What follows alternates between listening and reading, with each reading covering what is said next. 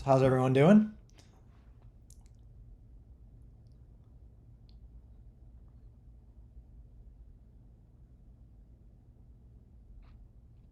Yeah, that's a good point. So yeah, YouTube people shouldn't complain. So I will continue to upload super high quality versions of a static screen to YouTube.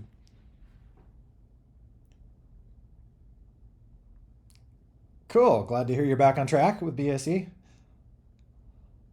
I I'm a huge procrastinator too. I guess is that I assume that's a common problem.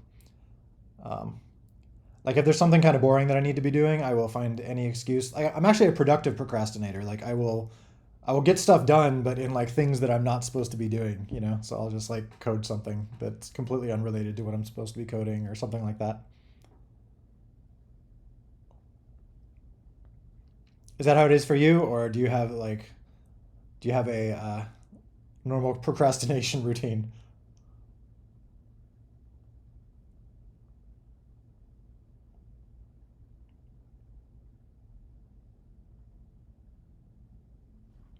Oh, that's interesting. Irrelevant Friday event.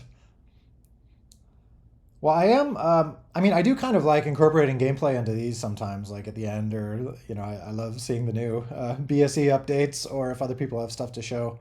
Um, like I don't want it's like a balance. I don't want to like add too many things on my schedule because I like to just be able to carve out a whole day and just code the whole day, or kind of stay on track with that stuff. Not that like a few hours of gameplay is going to throw me off or anything like that, but I don't know. Are you folks like that? Where for me, it's like when I'm working on something, if I have a meeting coming up or there's like some scheduled thing in the middle of the day, it's like I wind up like thinking about it for a few hours beforehand, or like I feel like I can't get in the zone, because there's like a meeting. So that's why it's like I know I've read a lot of workplaces. They always like try to schedule their meetings in the morning, or put them all in one day in the week, just so then everyone has like wide open chunks of time to like really get into their work. Holy moly, 4 office hours. All right, well we can do that. We can just do like schedule it for part of the time for a few weeks. So what did I do this week? This week I apologize. It's going to be probably some boring updates for the upcoming weeks, but I'm basically working on server stuff. Well, server stuff and a few fixes. Like this is kind of a weird story I can show, but so if you go to GitHub and you go to NDK, which NDK is the Android native developer kit. So this is like when you're coding in C++ or C or like low level languages in Android. So normally when you code in Android, you're using either Java or Kotlin, which is like their official kind of high level languages. But for like game developers and people like that who are writing in C++ or like this low level compiled code, you use what's called the NDK, which is for that kind of stuff. So I'm running into a weird issue with the NDK where I'm seeing like one particular function in Python is like crashing on one out of every several hundred people or 1,000 people or something like that. So I I've kind of wasted. I guess you could call it wasting. I've wasted the last day or two going back and forth with an Android engineer on this odd relink return value behavior. So if you're excited in some nerdy stuff, check out Android NDK. I think it's the number one issue right now. So it's just me chatting with this guy from Google trying to figure out like why this thing is crashing for me sometimes. So my last post was 48 minutes ago. So this stuff is kind of interesting to track down because it's like bugs that I can't reproduce like on my local test devices. Like everything works fine for me on like my test phones, but then when you release an update out in the wild, like one out of every, like I said, 1,000 people, it'll just completely crash, or something will go totally wrong, and it's really tricky to kind of figure out what's happening because you have to put these little like log messages in there, so then you can kind of see what's happening on their device and things like that. So it's fun, the fun of debugging things. So that's what I've been doing for the past day or two is that. But aside from that, I've been working largely on, like I said, server stuff. So I'll tell you about that more in a second. I'll get caught up on messages here. Burp, burp, burp, burp, burp, burp. Spoiler. Oh, do I want to check out the... Oh, spoilers. Cool. Yeah, looking forward to trying out that new version. That'll be awesome.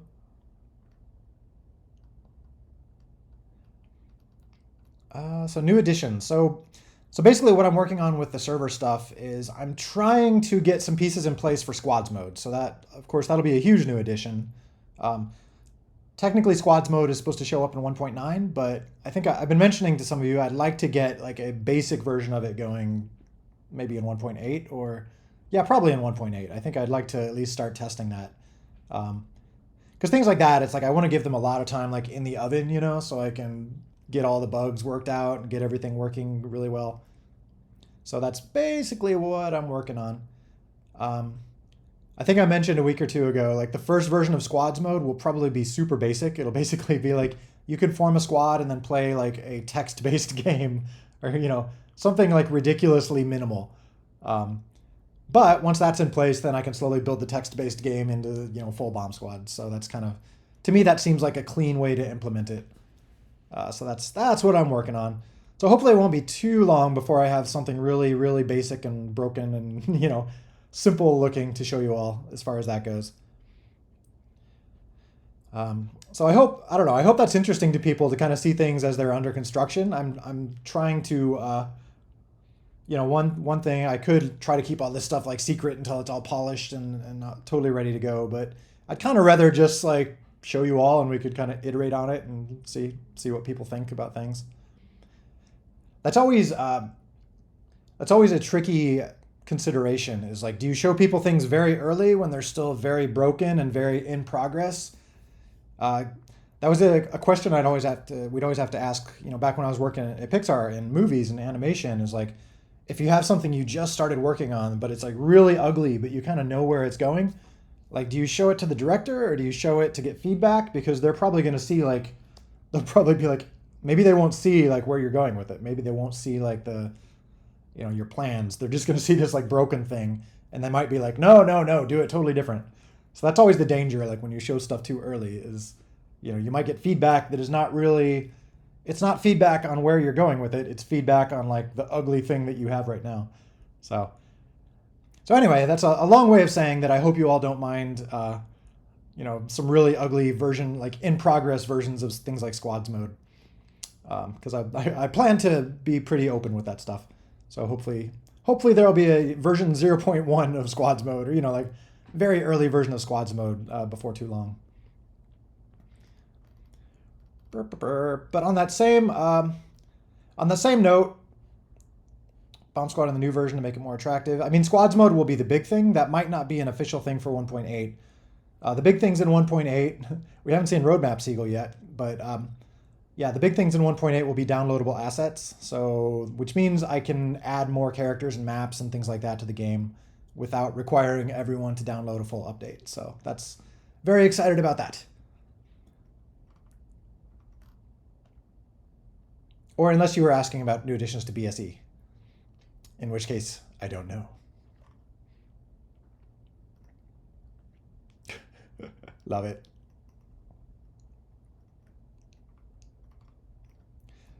Yeah, I was like the text-based thing. I mean, I do want to kind of use it as an excuse to maybe try to get, oh my God.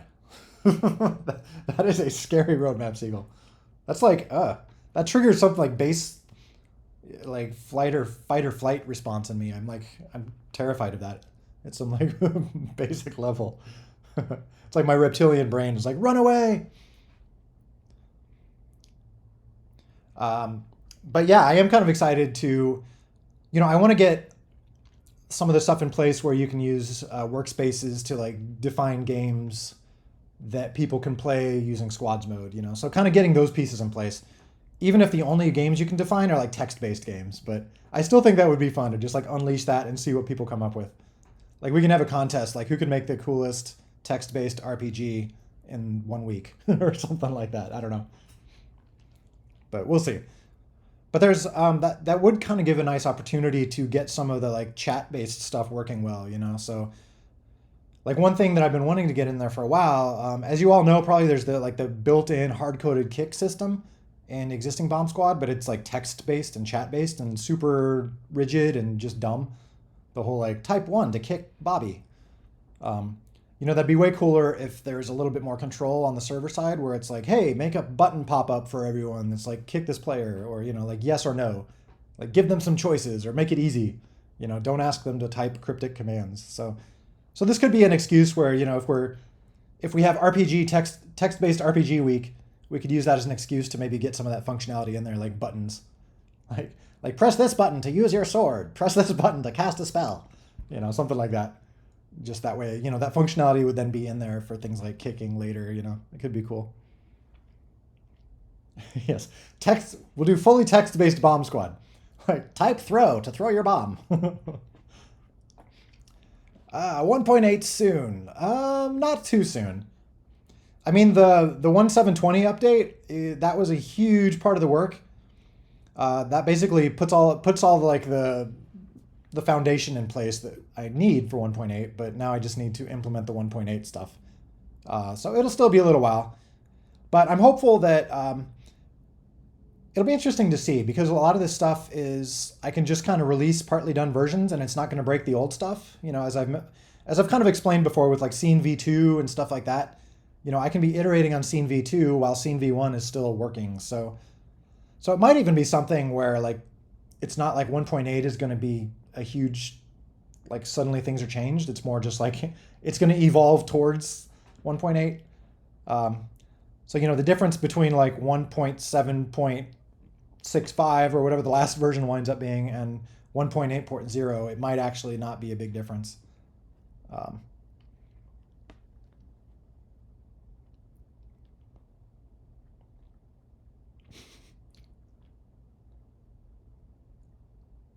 Yeah, it does seem like there's some kind of potential abusive stuff with the kick system, the kick vote system. So that's why I definitely want to like open that up, or you know, either make it more controllable by servers or just come up with a better system or some combination of that.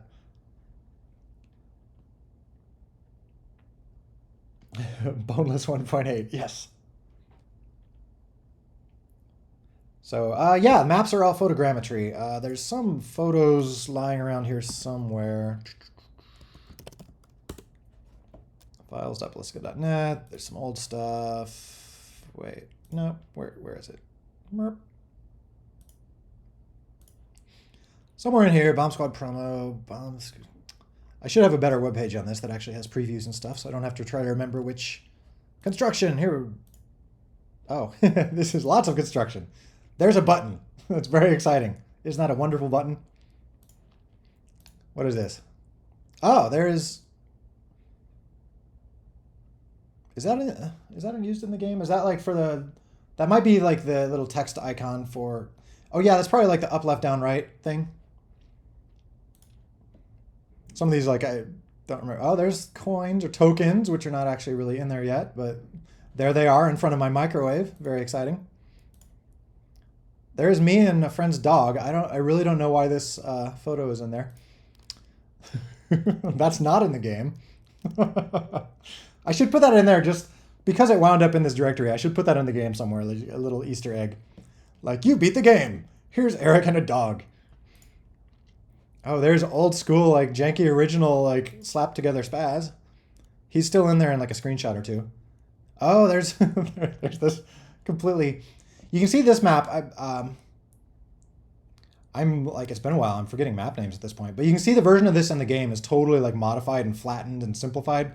This one was very like lumpy and crazy, and it turned out it wasn't actually fun to play when it was so like lumpy and crazy.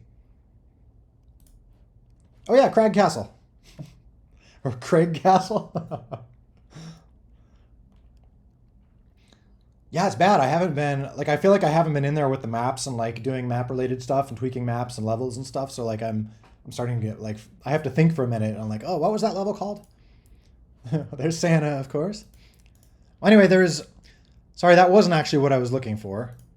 Oh, here we go. So here is level construction. So this is kind of how the stuff was built. So this is my kitchen counter a few apartments ago, and here's some children's building blocks, and you know, here's runaround.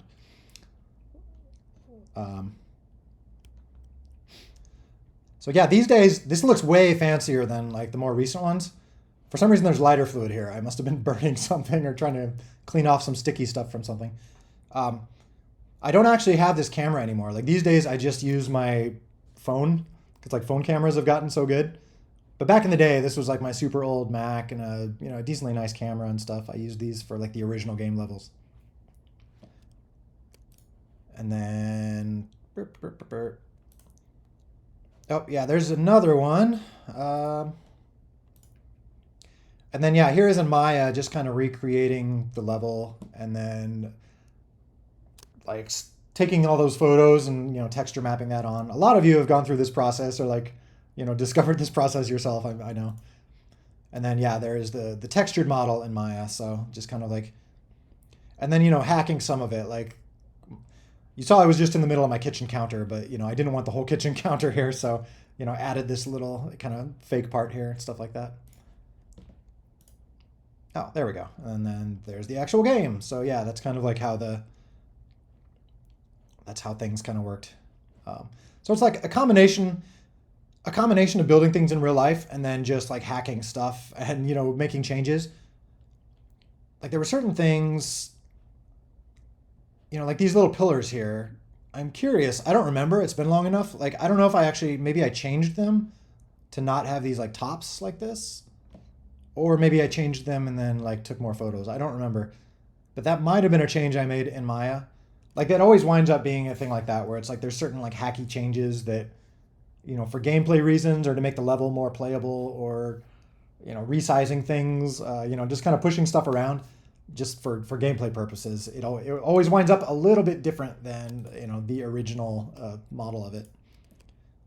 Or yeah, for some reason I decided, this, I don't remember either. If I changed these from purple to green, like if that was something I did in Photoshop, that might have been a Photoshop thing, just to make it more consistent. Or if that's something I did, when I was building the thing.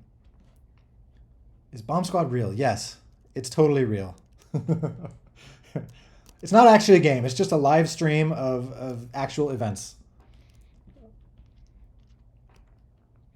But yeah, all this stuff, if you want to poke through here, this is totally unorganized, but it's just files.ballistica.net / you should just be able to do that, like files.ballistica.net. There's a few things here. Just go into like Bomb Squad promo, and there's a bunch of junk in a folder. Trying to see if there's anything else entertaining in here.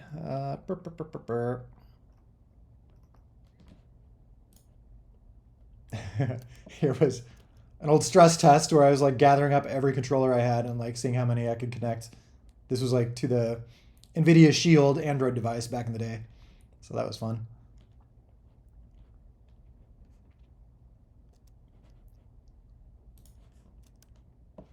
All right, what am I missing here? 1 sec, need coffee.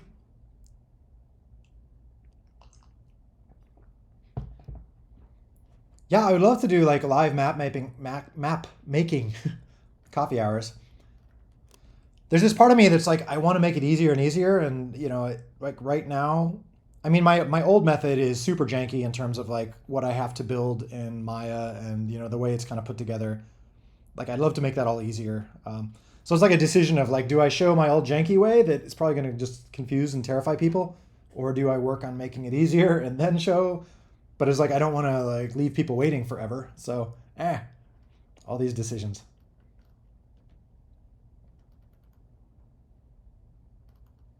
Why is the mushroom map so bumpy? Yeah, the mushroom map is still pretty bumpy. It could probably use some smoothing. But it's kind of like, it would feel weird to change it at this point. I should just make like a smooth mushroom map.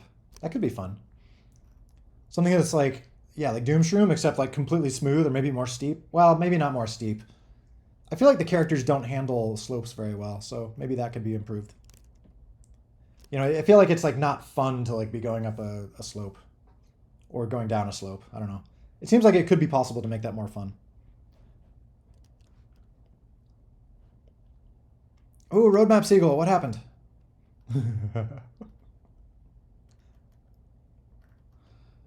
Want to ask the systems, what skills?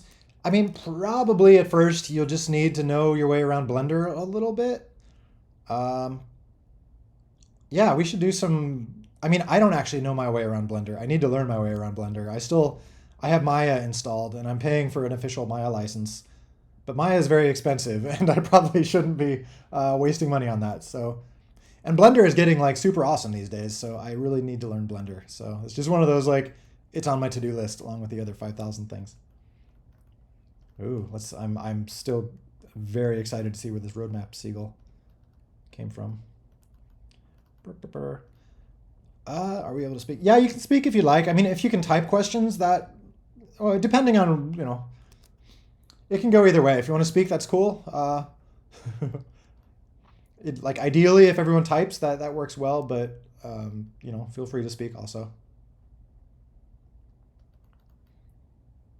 Am I really the penguin? Yes, we are all penguins.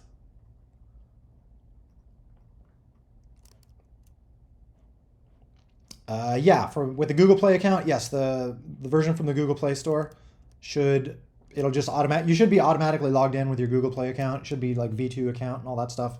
So let me know if you run into any problems with that. Why is there so many controllers? That was just for fun, kind of. I mean, there's really not any reason like the game would need to support that many controllers, but it's more just like a stress test for fun.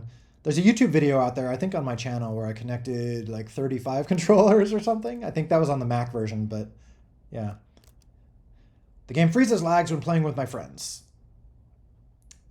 Recent updates. Is anyone saying like the recent updates behaving worse? Like, for sure or anything like that? There are some tech changes in the recent ones. They should not be worse though. So if you're seeing worse behavior and let me know. One thing I would test is if you go on listgo.net, downloads, and then archives, there's all these like test builds, like old test builds. They just get thrown in this big ugly folder here. So if you're seeing like bad behavior, my suggestion would be, if you can, go find like the older version here, just the older Android APK or whatever, and install that temporarily. And if it's behaving better for you, like if you can see clearly that the new version is working worse than the old, let me know, or record a screen capture to compare the two or something. Because yeah, I'd like to know that. I did redo a lot of code in the new stuff. It should be like cleaner code and theoretically better code, but there's always a chance that it's broken in some ways too. So, it's a two-sided coin, like working on stuff like this and trying to like clean up the code and make it move it forward is like there's always going to be sometimes when you break things and things go backwards. But the best you can do is just keep fixing things and keep moving it forward.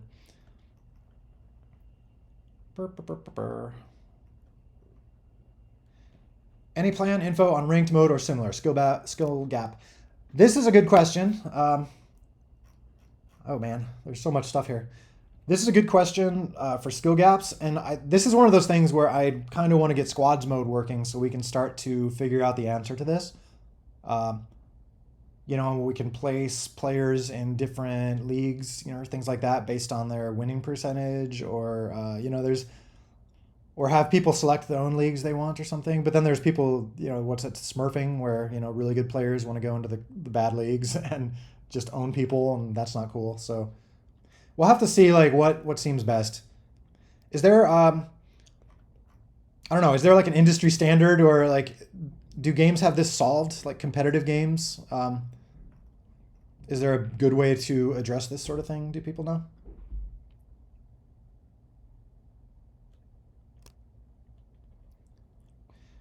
I mean, I do kind of want to.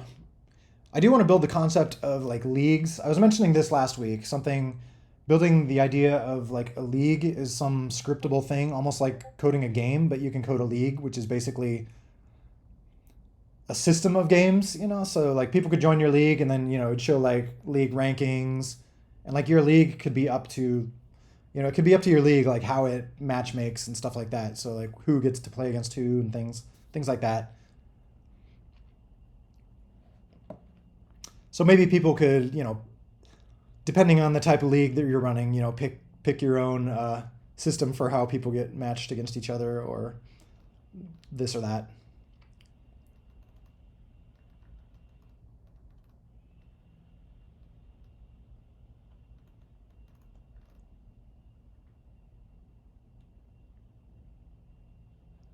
Maya's industry. Where?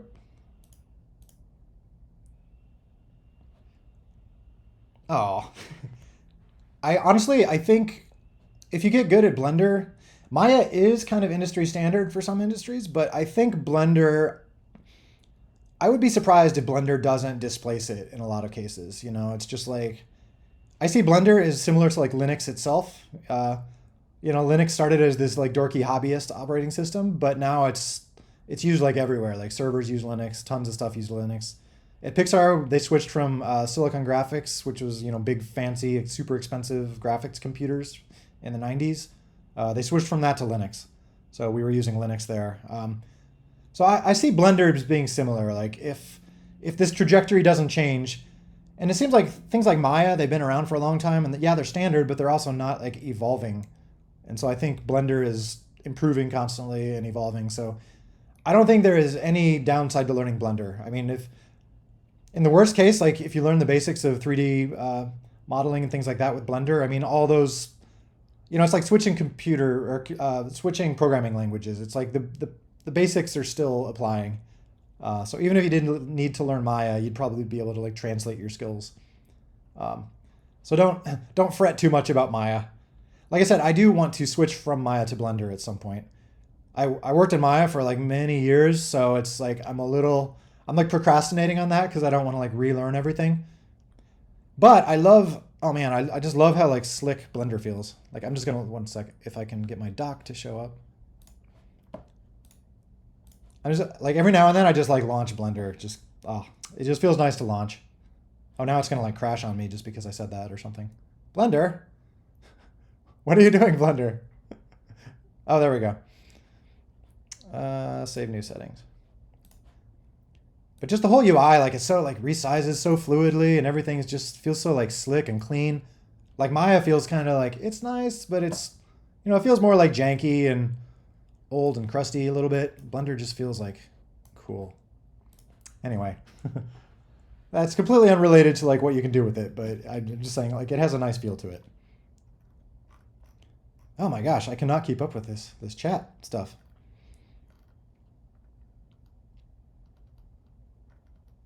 Yeah.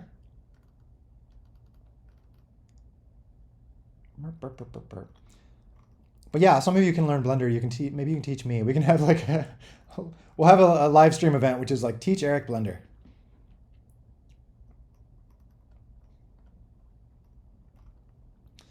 But the asset system, I showed a bit of ugly bits of it the other week. I can show that again if anyone wasn't here. But probably the first bits of the cloud-based asset system will probably look something like this. Whoop, can't type. Yeah, okay. Here's my like test dummy asset package. So the idea is basically you would define something, you'd fill something like this out on your computer, just filling it with a bunch of like PNG files for textures and some YAML or JSON stuff for like data. And then, there's the cloud tool you would use to basically say like, hey, here's my newest version of my cool asset package.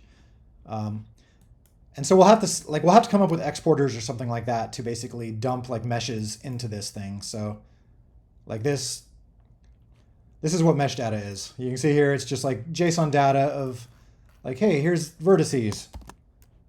Like here's a list of vertices and here's their points or here's their positions. Here's their text coordinates, texture coordinates. Here's their normals. This is all very like standard stuff for 3D models. We just need to, dump it out of Maya or Blender or whatever else into here. So this isn't really, it's not like a predefined 3D file format or anything. This is really just like JSON data. But I kind of like that because this is exactly like what the system needs, like what the cloud compile system needs. So then it just becomes a matter of like converting from, native Blender or native Maya stuff to this. Or you could write a converter that converts from, OBJ files to this or, whatever other 3D format.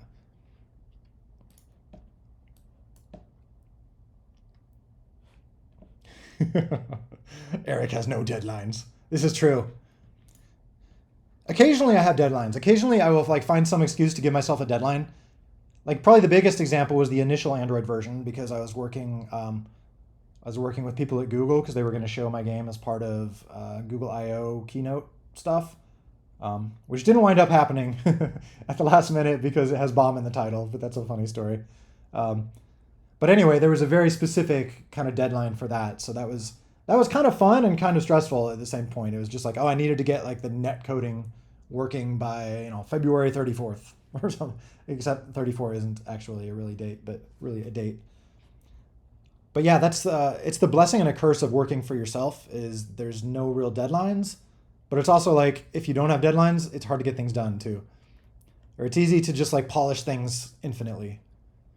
You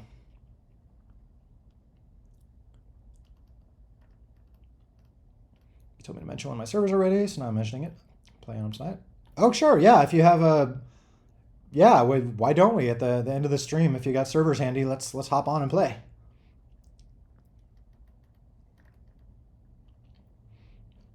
So yeah, maybe like the last half hour or something like that. So that would be in like 40 minutes if you want to shoot a reminder out, or I can try to remember. Time flies for me on these though. Like I feel like these 2-hour streams just like go by so fast. So holler if I forget. But yeah, community driven software it's awesome. I mean, it can be, there can be downsides too. Like if it gets abandoned or something, it's always sad to be using some cool like open source thing, but then nobody's working on it anymore, so it's kind of dead. But big ones like stuff like Blender or Linux itself, like I mean, those obviously have enough momentum; they're not going to die. I'm really curious to see how the game engine situation shakes out with Godot. Godot, right? I guess that's how you say it. Godot compared to like Unity. It seems like, everyone doing mobile game development was using Unity for a while, but now it's like I'm hearing more and more about Godot, which is cool.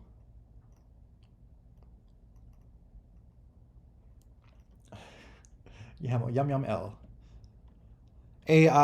One thing I learned about YAML when like Google was using YAML for a bunch of their stuff, so like I saw YAML for the first time.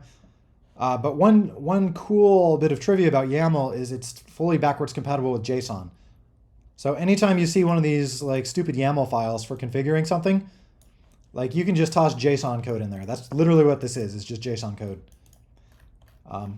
But the neat thing about it is then if you want to do it the more YAML-y way, it can also be done that way. So let's see. So for like this. This is the more YAML looking stuff where it's like more minimal, but it's basically storing the exact same stuff that JSON would store. But the cool thing is with YAML, you can throw comments in here. So that's kind of why I use it for stuff, is you can kind of describe like what this stuff is, even though I'm not doing that right now, except for right here. So yeah, bit of trivia about YAML. If you ever see YAML, don't fret. Oh yes, this is another big topic. 1 second, I'm going to take a drink of water instead of coffee. I'm strangely thirsty for some reason.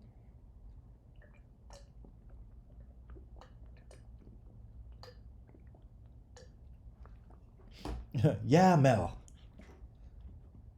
So the Red Cross drama.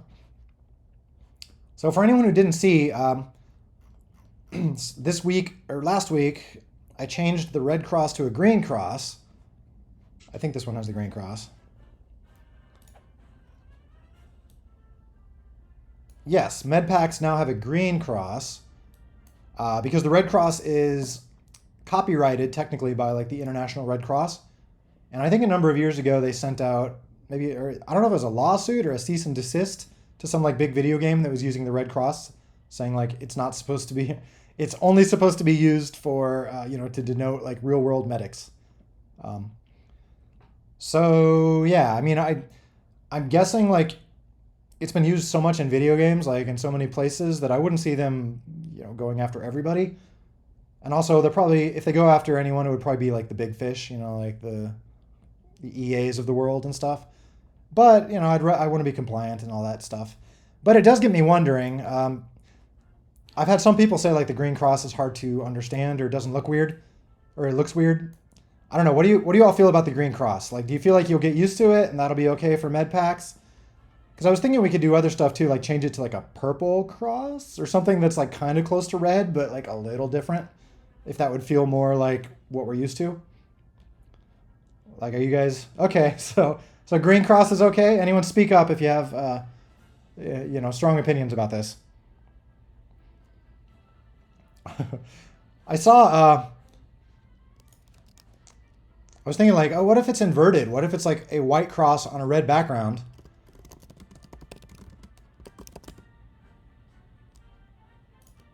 There was some image I saw where it was explaining that. Oh yeah, here we go. It's saying like, this is the Swiss flag. Do not put it on a health pack unless it contains cheese and an emergency health horn. So, all right. So I guess we don't want like the Swiss box.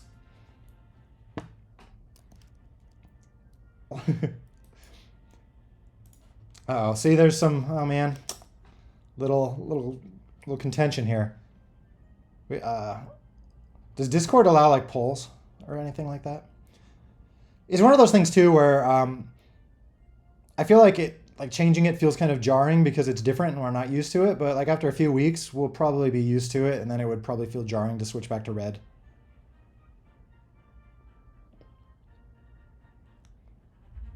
FF101. There we go. Yeah, I do wonder, like, if for some reason they did actually like sue you for saying like it's not supposed to be red, like how far from red would you have to make it? There's also, oh, is this, are you saying this is okay because it's like rounded? Or is this somebody else? Or is this just another example of someone else using the red cross?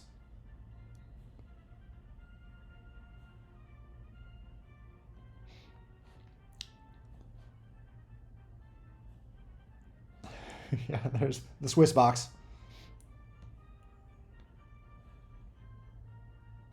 Okay, yeah, this is, I will leave it at green for now, but if there's if there's like a simmering amount of discontent out there and everyone hates it, please holler. If people are like protesting in the streets and, forking the game, like Red Bomb Squad forever.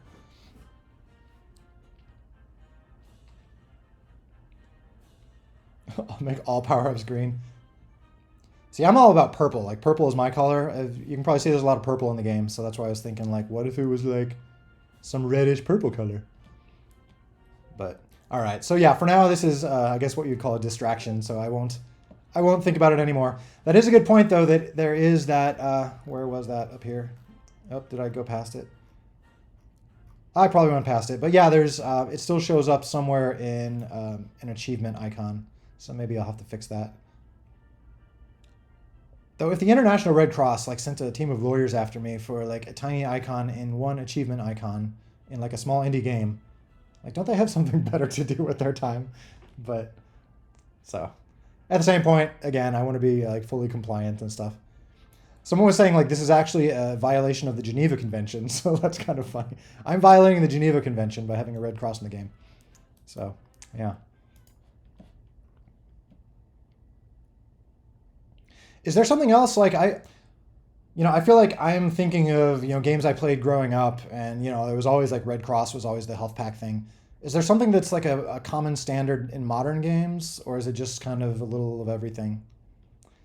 Like there's certain game standards, it's just like if you're playing a fantasy game, it's like blue is mana, red is life. There's certain things where it's like that's just the standard for whatever reason.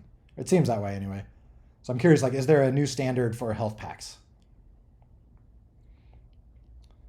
Yeah, I just saw that.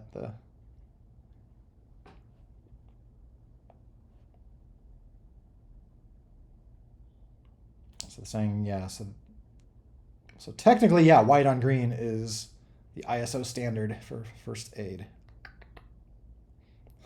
Yeah. Sorry about the war crimes, everyone. I'm just, with my red cross here.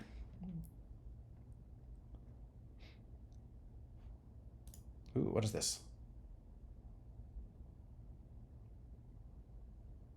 Oh. I don't have a solution for this. That's an interesting thing though, and that would really suck to run into. Um, that would probably not be too hard of a fix. I think I put that limit in there probably just because someone was probably just spamming that and being annoying. So I just did like the quickest fix possible, which is to just like completely violently disallow that. I didn't care if I was destroying their message. But yeah, this is a legit problem if you're typing something long and it's too long to send. This would probably be this would be a good contender for like a PR if someone would want to fix this. Just find it's in the C++ code somewhere. Find where it's like checking the length of your chat message and just destroying it if it's too long. And instead of that, just have it like print a screen message saying like, please shorten your message. Can I speak Canadian? How about that, eh? Sort of. I understand enough Canadian. Yeah. Sorry.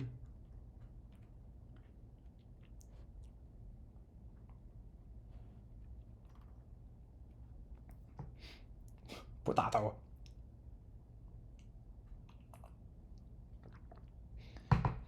Eric, are you from USA? Yes. I live in California right now, so I'm on the left side of the USA, but yeah, I'm from the US. I grew up in Illinois, so that's like right in the middle of it, but I headed left at some point.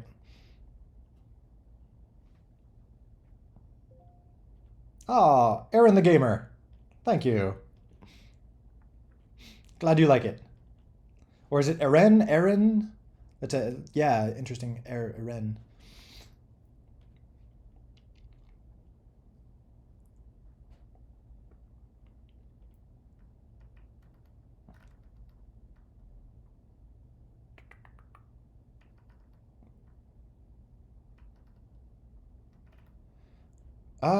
Oh yeah, so this problem can only be solved with a mod.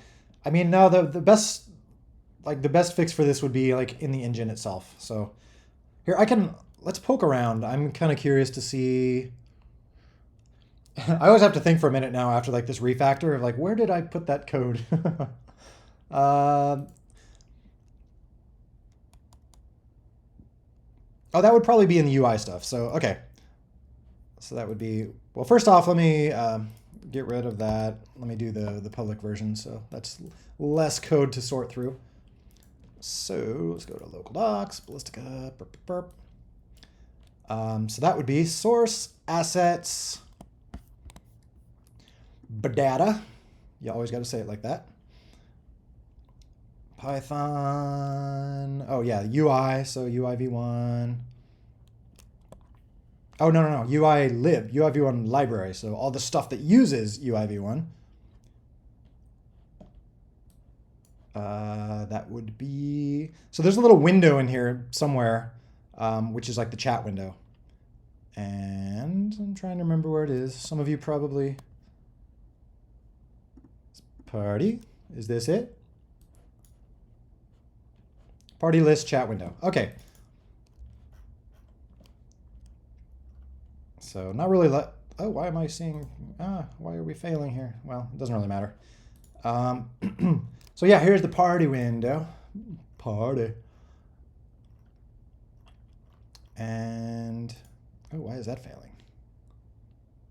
No import. Okay, well, I'll have to look into that later. I think that's just a configuration weird thing. So here's, yeah, the party window where it like, there's the party window object. Here's its init. So when it gets created, it makes all of its stuff, its buttons, its text, etc. And then on chat message, on chat message, I think this gets called when like a chat message comes in from the network. So it's just adding it to its list. Yeah. On menu button press, update. Oh my goodness, lots going on here. On party member press. Oh yeah. Oh, here we go. So send chat message. Okay, so this is calling something in bs.chatMessage. BS is scene v1. So probably the best way to fix it would be, we'd probably want some like intercept here. Because basically this function, send chat message, this is probably what, let's see where this gets called. I mean, I'm sure it's just when you press the send button. Send chat message. Yeah. So this is This is creating the send button. Yeah, label is send text. On activate call is send chat message. And so this function, when you press send, it calls this, which basically tells the engine like, hey, send this off to my people I'm playing with. And then it clears out the text field.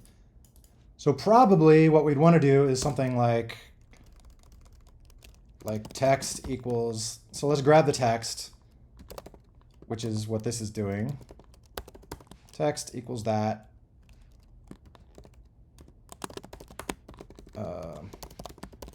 If length text is greater than, now this is something where I guess we could just check the hard-coded value in the C++ code and, you know, put the same value here. I don't like having like the same hard-coded value in two places, but so we could always, you know, we could also add a function like get max chat length or something like that. But for now, you know, I'm just gonna hard code it. Then you'd want something just like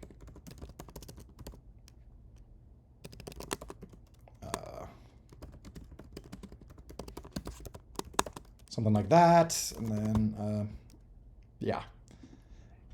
You know, this way, if we intercept it here, then it'll basically, and we'd probably like a error noise too, so.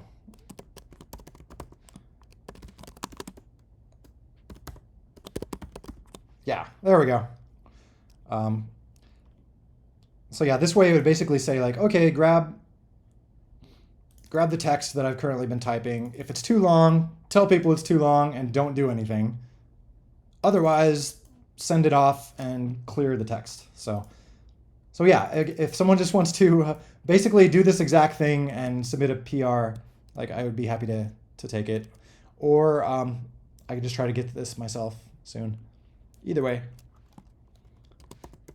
So yeah, that's our fun live coding for today.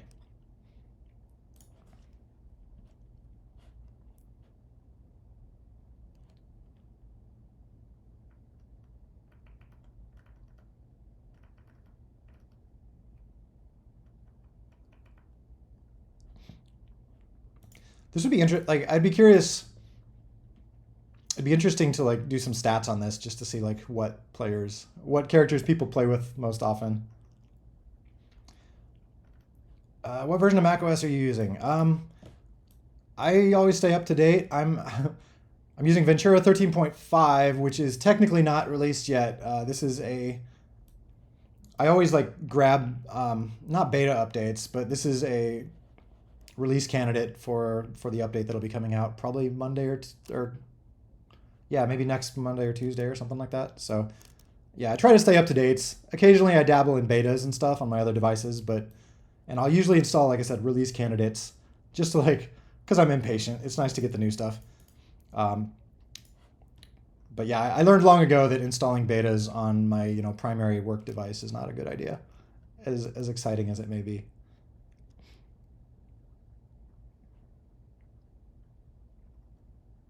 Lend something be a screen message, no return. Well, hopefully that was clear, like what was happening there. I mean, the concept is more important than the exact stuff. It's more just like, hey, if your message is too long, give them a chance to fix it instead of blowing it away.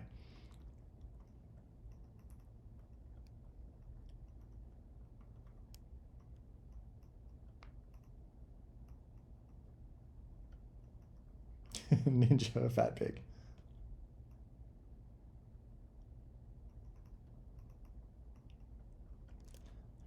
Drift funk. What is drift funk? Should I know what drift funk is? Is this going to be like an old person moment? Like, you youngins and your drift funk?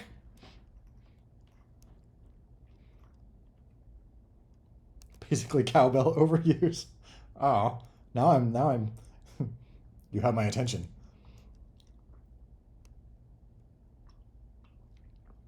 Cool Easter egg in the game. This isn't a Rickroll, is it? Wait, what is this? What the? What? What's even going on? Where am I?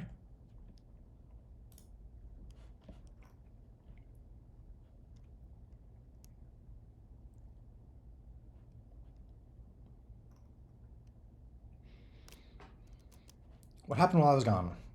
How long were you gone? I do need to. I do get a lot of questions like, what is the soundtracks? Like, what songs are in the soundtrack? I mean, they're mostly all like public domain recordings and things like that. Or there's some that I bought royalty-free licenses for the game, but yeah, people are always curious, like, what's the name of that classical piece that's in so and so mini game or something? So I should put just like a list somewhere.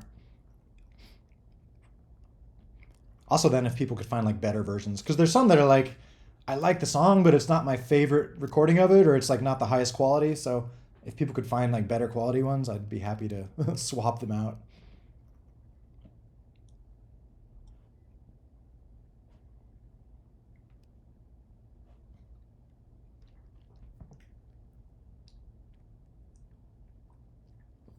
Just forgot my own Discord server. Yeah.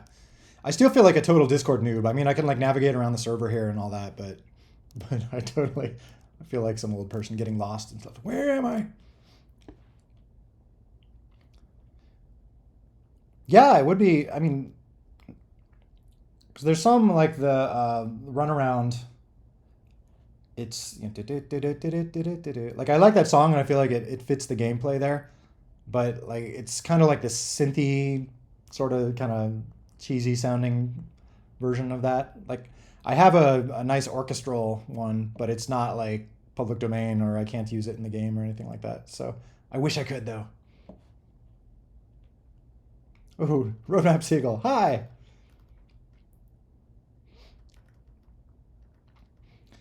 Yeah, I think that's the plan. We'll be doing some custom server stuff in a bit if you want to hang around.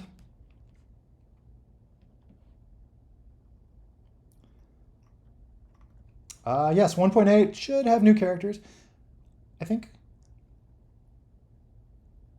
And yeah, you're right. That is a good way to encourage people to install the new versions. I know I'm super guilty of this, where it's like, hey, check out this crazy new version I've been working on for 4 months. And they're like, what's different to you? Like, nothing. It's all under the hood. There's no reason you should update.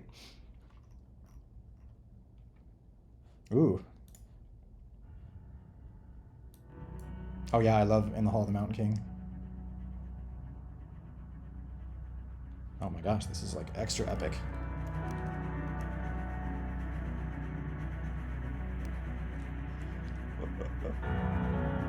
Jeez.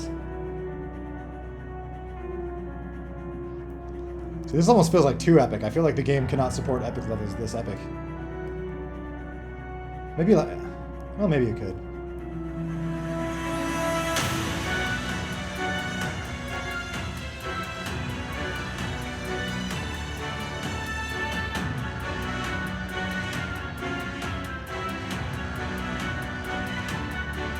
Yeah, I feel like you'd need something like super intense happening here. Like there's like a demon coming after you or something. Which would be a little out of place for Bomb Squad, but it could totally work.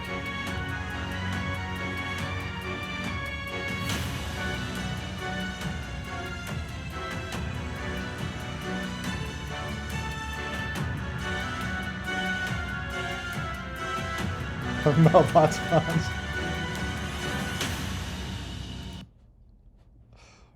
Oh, that reminds me, there's... I had this thing in my head that I maybe will do someday that would be super awesome, is just to have some like metal music that plays. I was thinking like, what if there's like a power-up with like a chainsaw, or just something crazy where it's like a chainsaw with like a rocket attached, and you're just like flying around with like a rocket chainsaw, and then it just like plays like metal music for like 10 seconds while you have that. It's like... What was it? There was... like Rammstein or something. There was something where it's like, it would totally fit.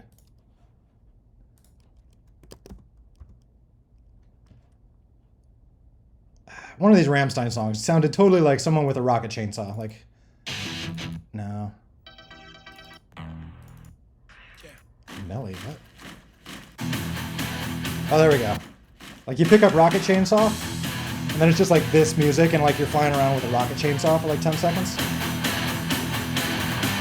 Just like destroying everything on the screen. And then it stops. I just thought that would be funny.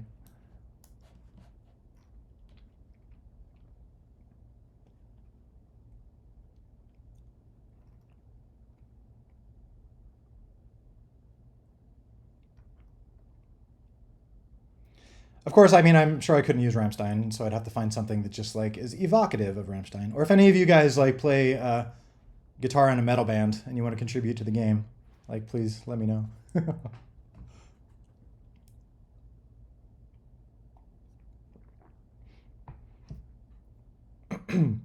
Yeah, I think Roadmap Seagull he's kind of a permanent fixture, but that's okay.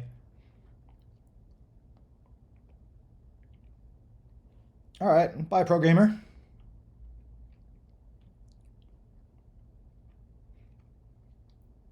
Explodinary trailer. Oh, is there a new trailer, Sock, or is that an old one?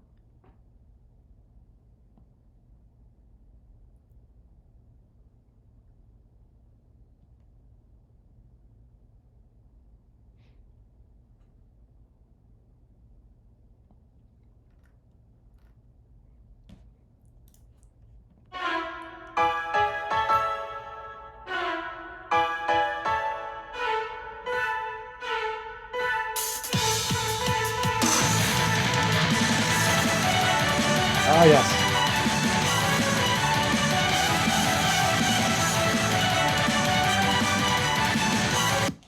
Yeah, that could work for Rocket Chainsaw. To me, that almost sounds like too happy though. Like I feel like Rocket, like that'd be like Rocket boxing gloves or something, or it sounds like it's like goofy, goofy metal. I feel like something like Rammstein's more like bloody, violent metal. There's like these, but either could work.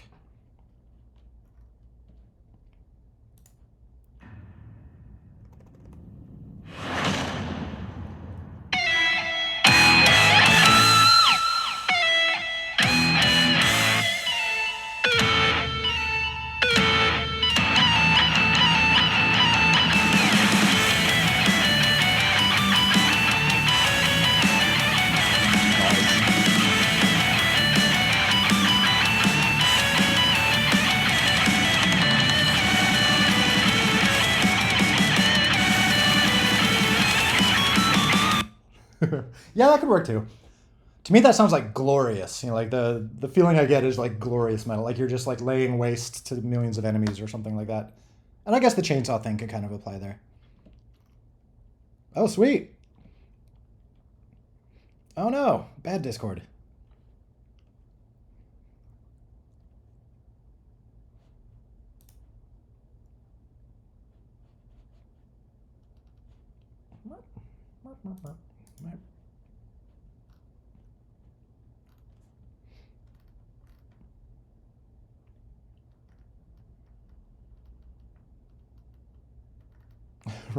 Okay, yeah, Rocket Chainsaw. That's a good name for this episode. Good call. I feel like I'm never. I feel like I probably miss a lot of gems during episodes where it's like I'm always trying to think of like what's a good name for the episode, and I probably like forget 90% of them. But Rocket Chainsaw needs to happen. Do you answer Gmails? Sometimes. I apologize. I'm not always the most responsive. I mean, I do get a lot of just random support type emails for the game. I try to, I try to answer some, but I physically can't answer all of them. I would need like a support staff for that. But if you do, if you're persistent, just ping me a few times, and I'll try to get back to you.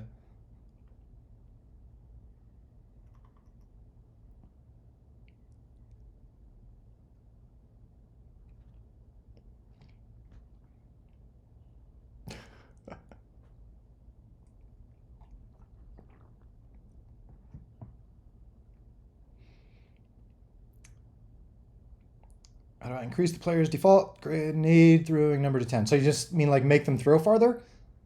That would probably be, again, I haven't dabbled in the spaz stuff in a while, but in the C++ code would probably be the right place to do that. So that would be under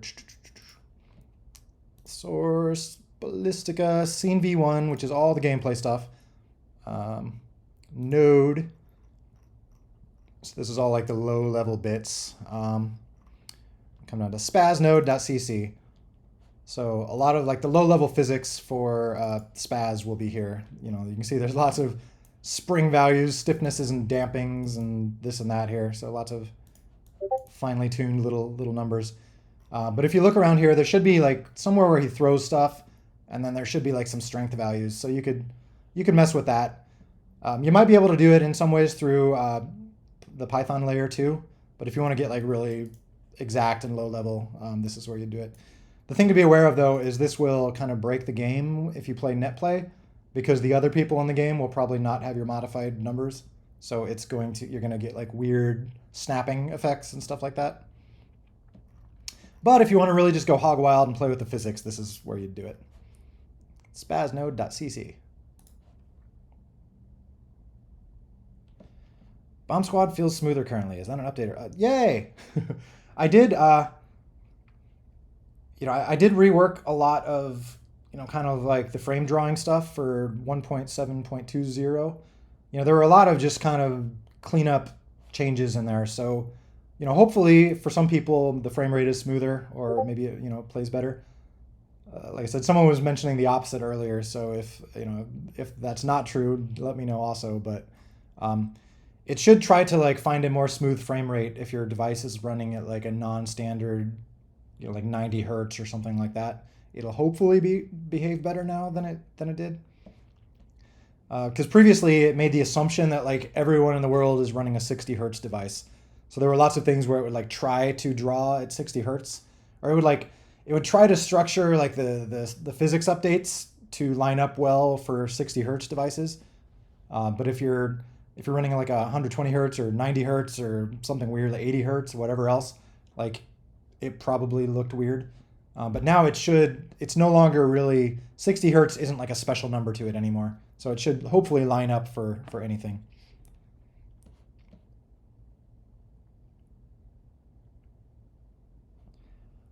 This is an interesting point on twos. So the idea is, having the Bomb Squad animations be on twos. An animation on twos means that like every frame is shown for 2 frames.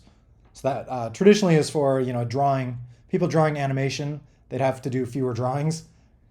So it basically just meant like the frame rate of the animation would, you'd be seeing like 12 frames per second in a movie, where a normal movie is 24. And that's an interesting thing. It's like very early on, I had the entire game render at 24 frames per second because I wanted it to look like animation, So I was like, oh, why not just match what movies do? So I did like 24 frames a second, but anyone who's played games, like that just feels broken, it feels like the game is lagging and not keeping up. Like that sense was a lot stronger than any sense of like, oh, it feels like a movie. Maybe just having the character animations be 24 and everything else be 60 or 120 or whatever, like that could be an interesting look. But yeah, I don't know. I kind of like the smooth fluid look too, even though it's not as animation looking. It looks more like there's kind of a realism to it also. It's, when you see something in, 120 hertz, it just looks so smooth. It almost looks more like you're looking at it in real life. Yeah, that can be a bad thing. Like, I don't know how many of you have noticed that effect with like TVs when you're watching a movie on one of those TVs with motion smoothing on. It's basically like adding more frames, so you're seeing like the motion with 120 frames per second or 240 or whatever. And sometimes it looks like too smooth. It looks like too real, or it makes it look like a soap opera or like you're watching a theater show instead of like an epic movie. So it's interesting where it's like these different looks, but in general, I still do kind of like having motion be as smooth as possible just for like the gameplay reasons. But it would be interesting to play with, just like having some of the animation be kind of artificially stuttery looking, just to see if it looks more claymation like, So yeah, there was, I want to say there was some animated movie that did that, where it's like the backgrounds and everything were 60 or were, like the normal 24 frames per second, but some of the characters were still animated on twos or something. So it was like, kind of this weird combination look. So I don't know, it would be interesting. Yeah, so yeah, the Spider-Verse stuff, I think that's probably what I'm thinking of. Movies that do the characters are on different frame rates than the rest of the movie.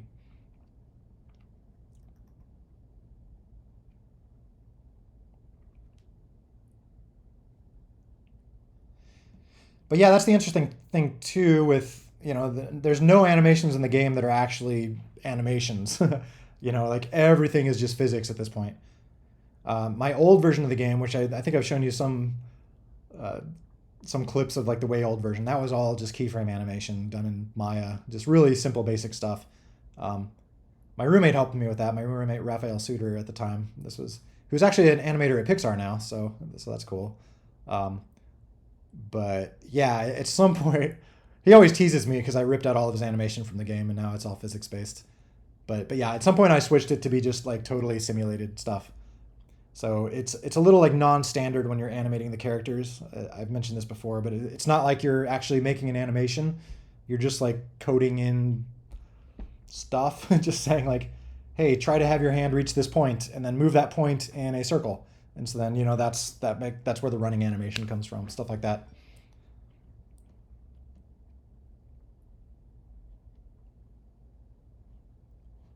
All right, back after that. Cool, cool. We'll look for you to come back. If not, we can try to hop in the server towards the end of the run. But if you eat dinner now, I mean, depending on how fast you eat dinner, you should be able to come back before the end. I mean, twos are impossible then. I mean, we still could. Anything's possible. Like we could still simulate all that stuff. At the same speed as the rest of the system, but then only like update what it's showing every 2 frames or something like that. Just like save the position and then draw that same position for 2 frames and then draw the next one for 2 frames or whatever. um, but that brings up questions of like would it be on twos compared to the rest of the frame rate, or would it always just be like 12 updates per second, or like because if you have a device that's running the game at 60 frames per second, it might look different than a device that's looking 120 that's running 120 frames per second, because then it's going to be like showing the same frame for like 4 frames. um, so yeah, but it would be interesting to experiment with sometime. Linux users installing a web browser. That's basically it. Yeah, it's pretty accurate. Oh, I love it.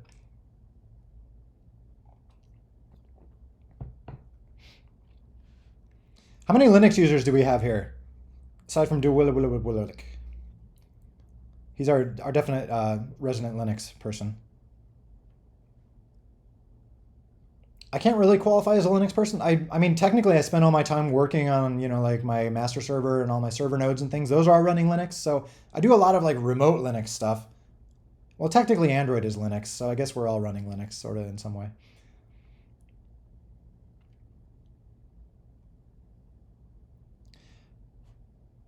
Hoping the audio engine gets enough. I hope so too.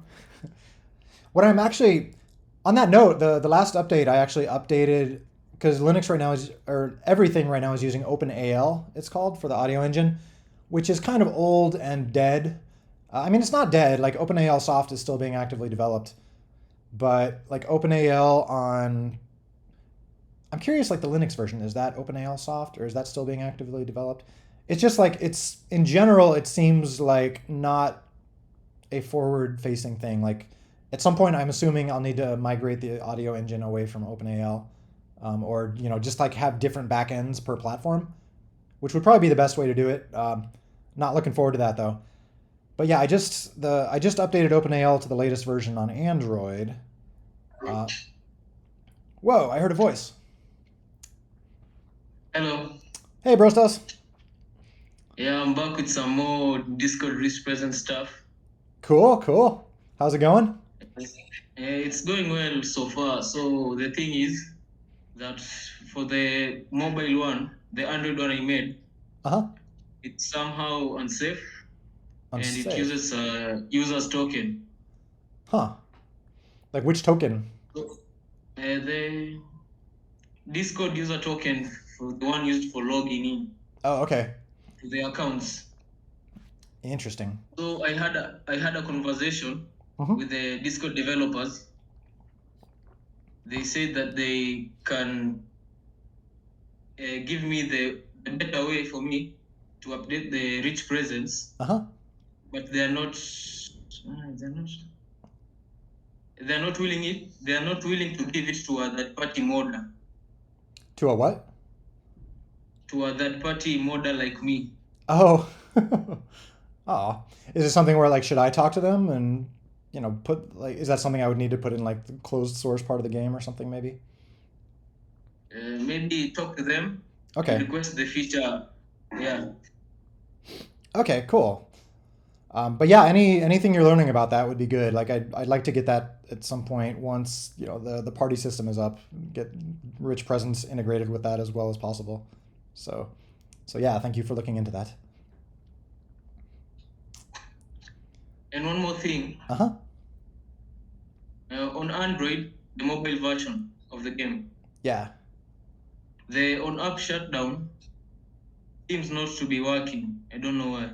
Oh, does it like get stuck shutting down or Oh, the function doesn't even work or something oh like the rich because the presence? app doesn't close or something like that. There's one thing. This is on my to-do list. Is the app doesn't really or yeah, I guess depending on how you exit the app, it actually just backgrounds it because you might, if you come back to the app later, it basically just foregrounds it again and puts you back at the main menu. I mean, that's kind of a normal thing for Android apps, but um, in some cases, like even if you do quit the app, like I don't have an elegant shutdown process right now. So I want to add that at some point so that it can have time to, like push out any last updates or make sure everything is or give it a time to update cloud stuff or whatever before it quits. So maybe that might be related. Right now it basically does a few things but not much, and then it just like exits the process, which actually causes some problems. There's certain things that complain about that where it's saying like you haven't shut down the audio system properly and stuff like that. I think that error shows up on the Windows.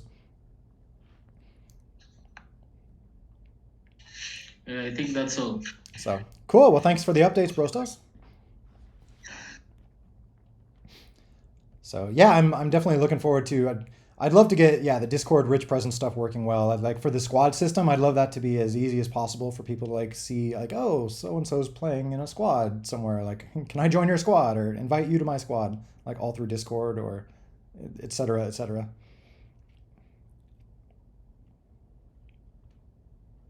All right, what are we talking about here? Burr, burr, burr, burr.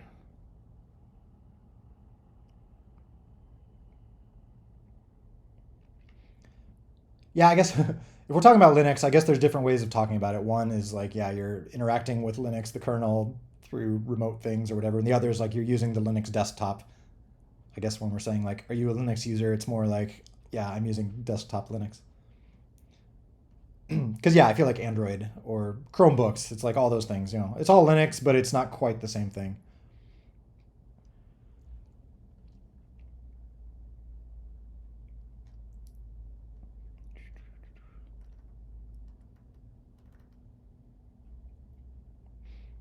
Yeah, we need some Gun Squad updates. That was cool. But yes, Android is Linux. Android is technically Linux under the hood, if anyone is curious. So Linux kind of rules the world in a way. And even like Windows, getting stuff like WSL, just making it easier to use Linux stuff. So it's like for a while it seemed like Microsoft was kind of fighting Linux and trying to like put it down as like this evil thing, but now they're just like, Linux is cool.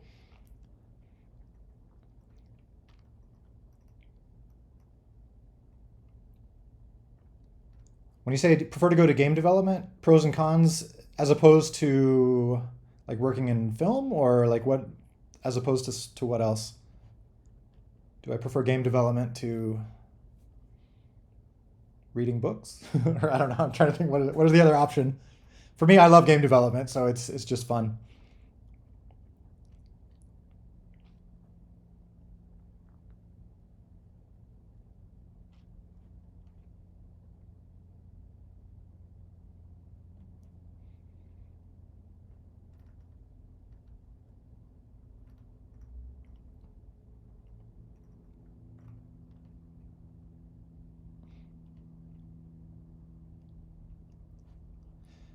Okay, yeah, if you can so you have problems too in terms of shutting down like any Any details any of you all can give in terms of like things you run into when you shut down the game that are not happening, that are supposed to be happening, or whatever? Like, any uh, particular like repro cases of stuff, that would be great. We can. I finally started adding like some actual tests and things to where, when I push the game to my server, it actually like compiles the game and then spins it up and does some things. So I want to start adding more things like that, actual runtime tests to make sure things are behaving as they're supposed to. So maybe some of these would be a good opportunity for that.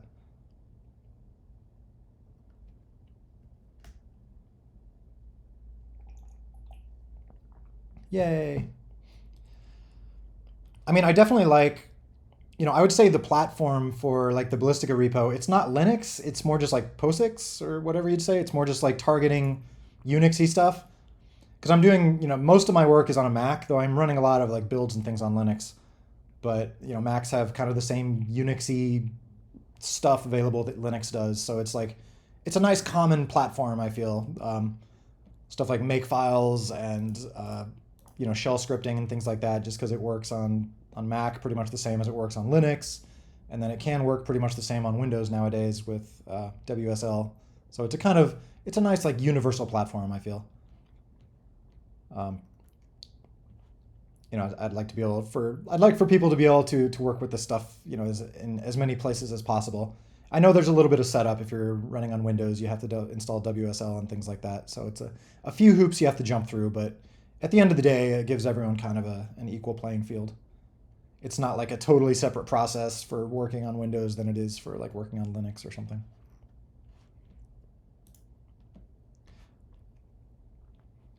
What is the biggest like Linux desktop these days? I'm curious. Is there a most popular one? Is Ubuntu still a big thing, or Mint, or like what do? Welcome back.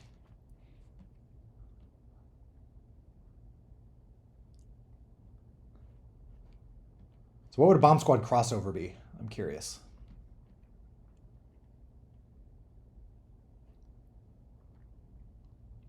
And yeah, if you have any questions or suggestions, yeah, just message me here in Discord. I'm not always the best at responding, but I try.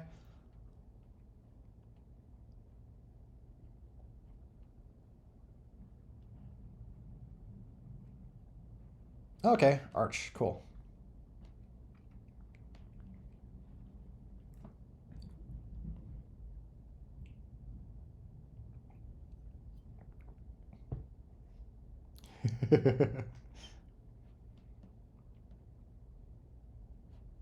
Yeah, that seems about right. Yeah.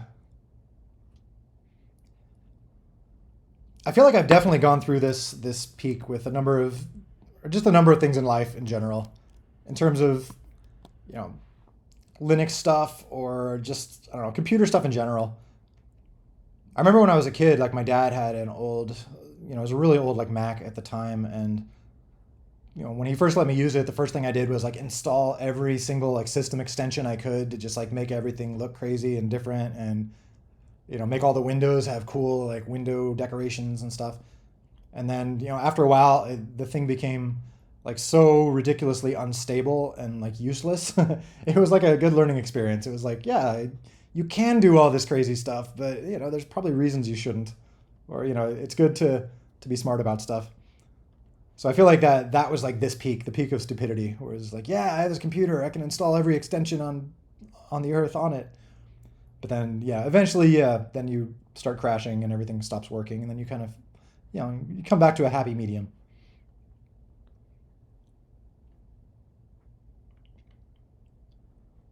Is anyone, speaking of, yeah, are there particular version or particular issues people are still running into with the 1720 series, whatever I would call that, the 1720 plus? Aside from, a lot of outdated mods and things like that, I'm sure, but hopefully some people are updating or will be updating or whatever. But as far as like stability and things like that themselves, like is it working decently for everyone? Um, I was, as I mentioned, I've been kind of, you could say, wasting time tracking down bugs the last part of this week, just like little obscure bugs on the Android version. I'm happy to say I'm doing pretty well with it. Like the game is usually floating around like 99. For a while it was like 99.4 was like the crash-free users. Lately it's been actually going a bit higher. And you can see like these last several days I got rid of a number of big bugs. Or I mean, they're pretty rare, but it's still kind of substantial. To where if you check out the latest version, like as of today, it's currently like 99.93, which is I think the highest the game has ever been. So I'm very excited if that holds true. So according to this, at least, only 1 out of about 1,000 people run into a crash, that's good. But this is always like, it's super addicting to like just start trying to fix every little bug. There's always like some bugs that just are completely random, like some random hacked device somewhere in the world is crashing on some like Chrome functionality while it's showing an ad or something. And so it's just like, I want to fix that, but it's really not realistic. But it is really tempting to try and like squash every single bug and get the thing just like working as stable as possible. But anyway, 99.9, I'm pretty happy with that. Like I said, if it stays that way.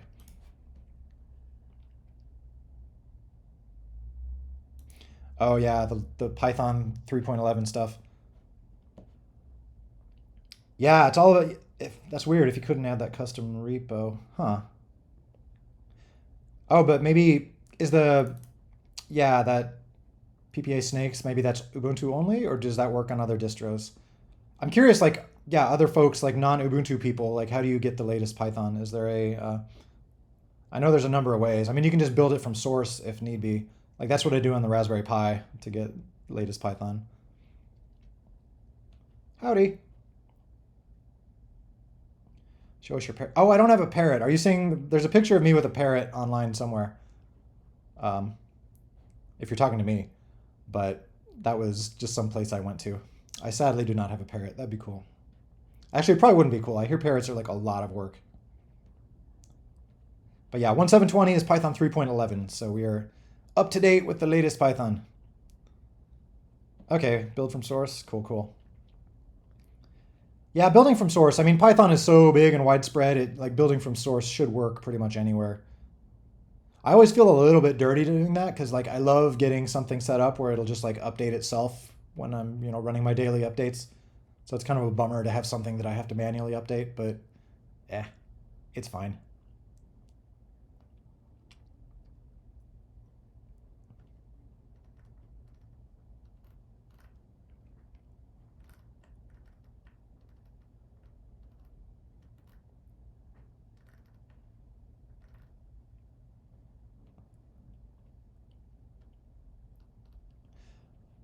All right, so Mr. Era, or what should we call like your name is so long with many components into it, so I'm not sure how to address you. But if you said you're back, yeah, you're back. So should we hop in, try your mod out? Armin, okay, I will try to remember that. There's so many people in here, like, and I'm always like bad at remembering names initially, and then I feel like I'm extra bad if I like have to just like read their name and I don't like hear it physically. So I'm always like, oh, who said that? Like I remember things people said to me, but then like I sometimes forgot like who said what or whatever. So like, okay, Armin. So what, Armin? Do you want to give a little explanation for your server and or what your mod is, and a little background? Potato.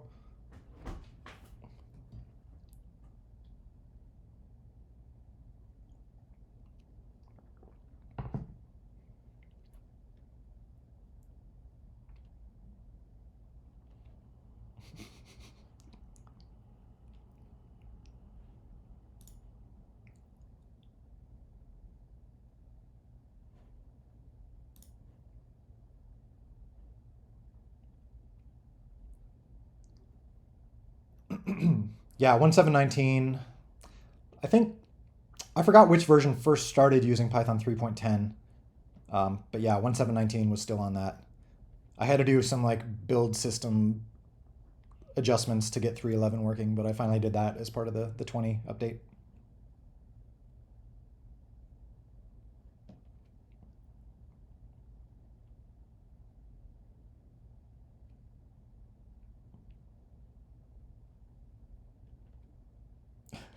Looks like I've got like a glass coming out of my head. Like I'm stabbing myself with a tall glass.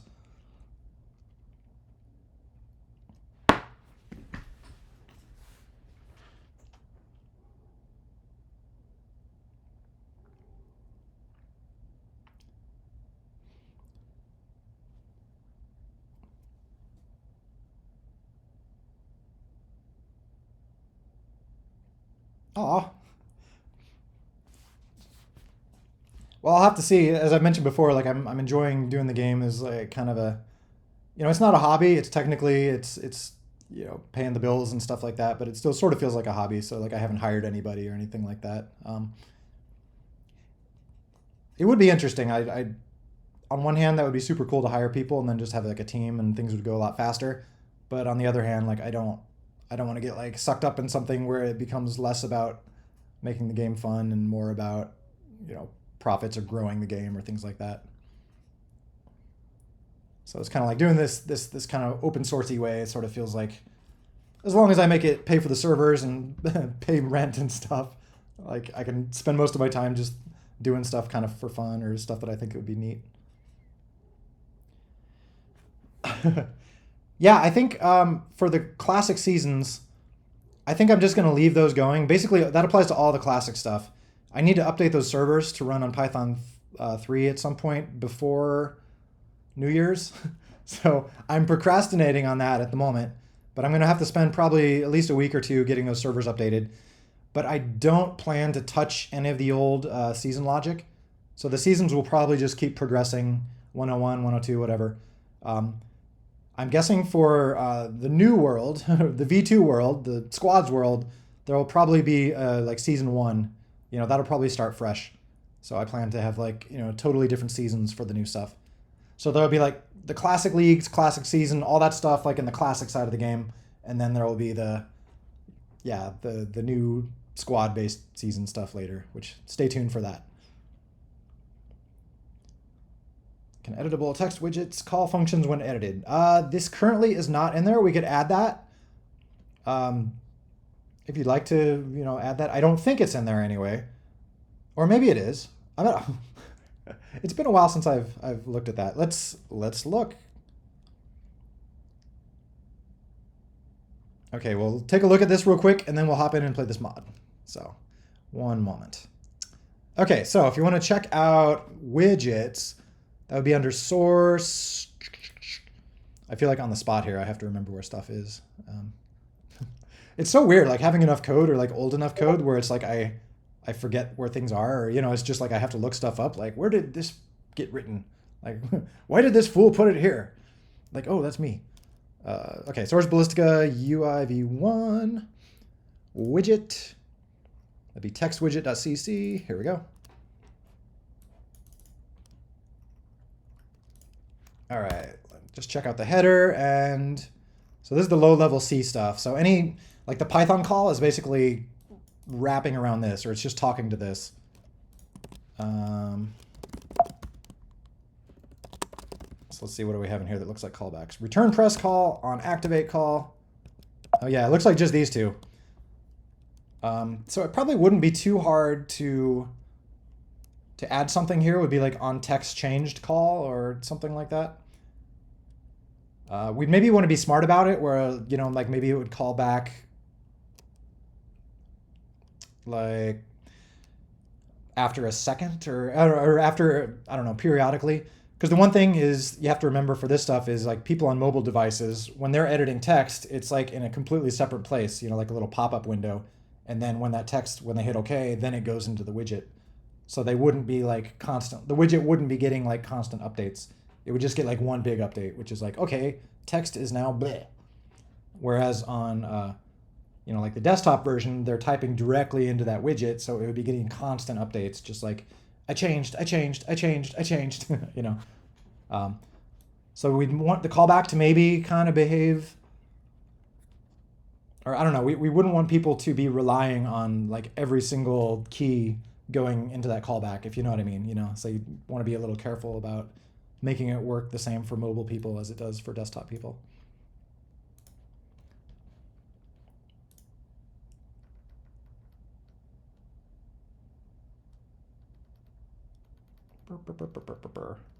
Okay, so going back here, let's do this play. All right. All right, so explanation. Servers relaunched an Iranian server that was popular way back.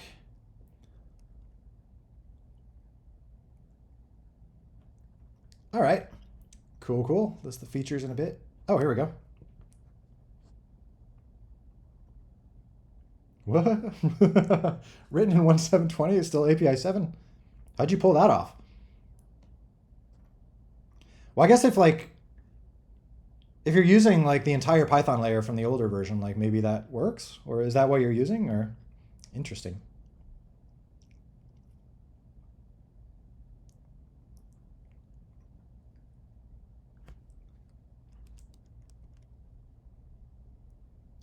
Cool, cool. So should we hop in? Could you remind me of the name? Oh, right. So it's not really 1.7.20. That makes sense then. I was like, how? Did you like backport everything?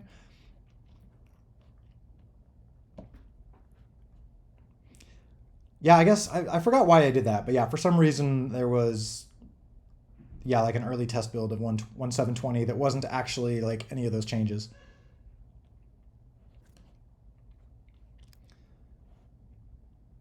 All right.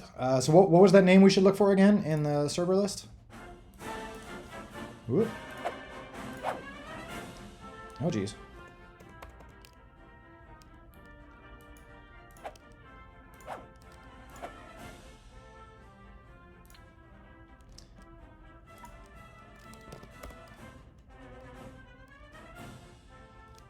It's 9 teams 1.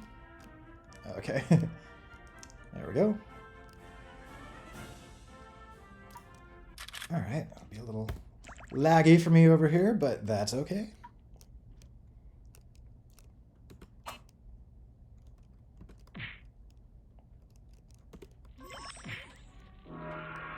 Whoa. That's cool.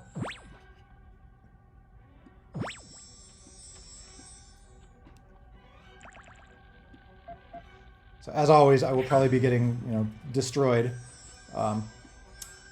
as I sort of like attempt to talk and play at the same time, but super cool looking lighting effects there.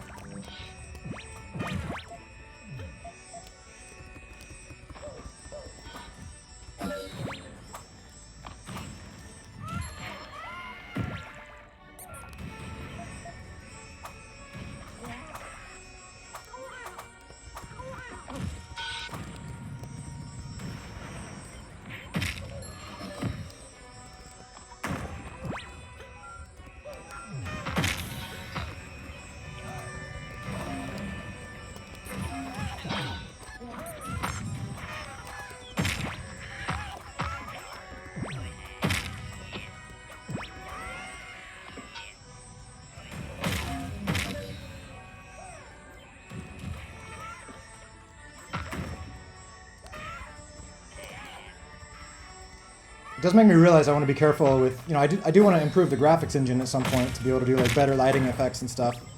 But it's also like I want to probably not change things too much so that, crazy stuff people have done with the old engine still work.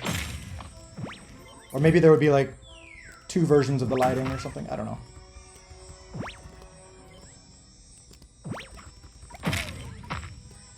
It is a little dark. Like I was thinking like there's some places where it's kind of hard to see, but it does look super cool with the sparkles and stuff.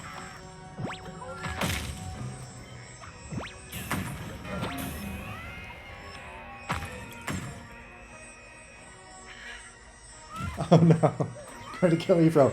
Not if I kill myself first. Haha. Oh, jeez.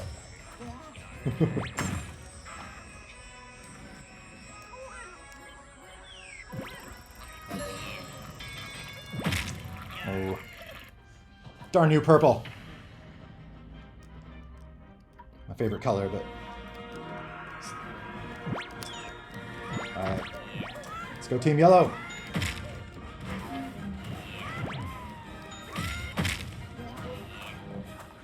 It's Mr. Pengu, my nemesis.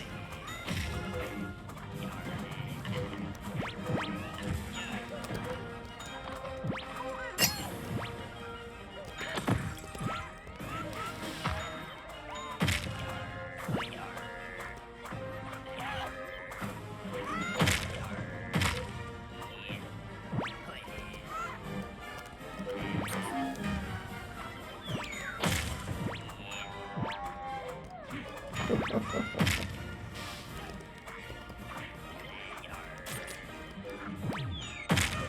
got Mr. Pingu.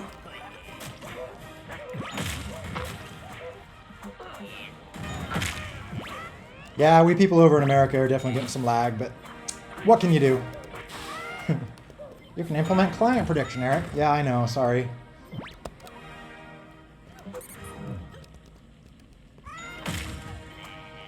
Aha!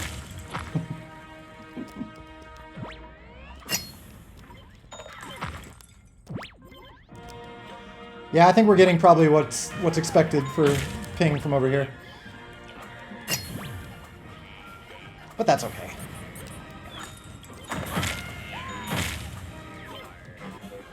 No, Mr. Pingu. Yes! Alright, Team Yellow, we're back.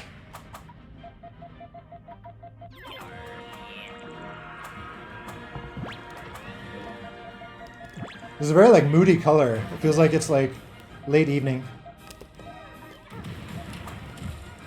Or, like, any time in a movie that takes place in Mexico.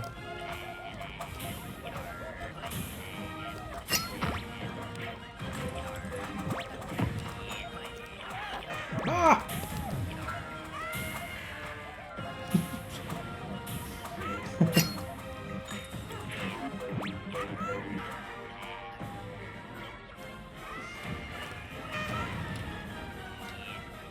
Kill 10 targets. Oh, am I the target? Ah, yes.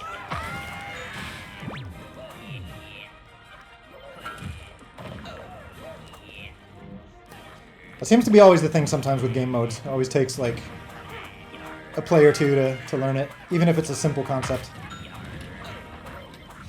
My natural inclination is just start, like, killing everybody, and then I realize it's a co-op game.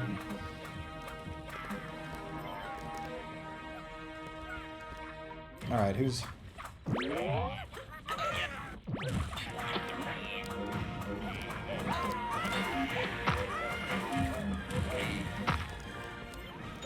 Oh, Sock survived! Tricky Sock.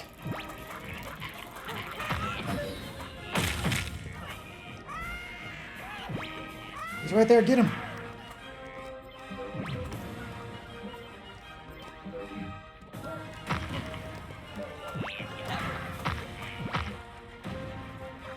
What?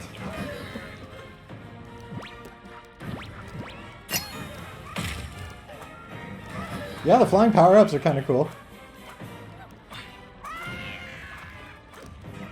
Like I said, it does make me think I should simplify the shadows so it would be easier to kind of see where they are in 3D space.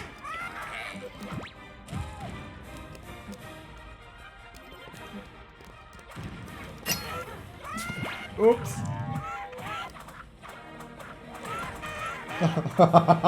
Suck, you monster.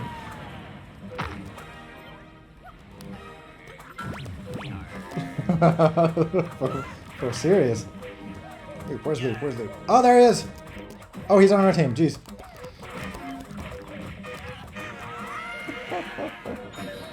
Oh! Sorry, Luke, we failed you. Those are some long power-up names.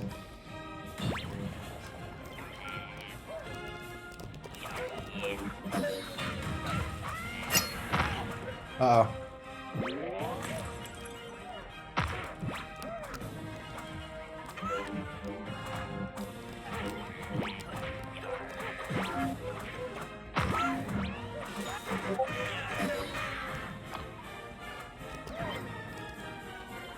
Sock was kicked. What?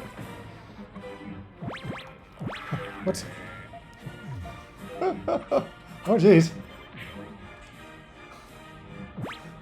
That's cool.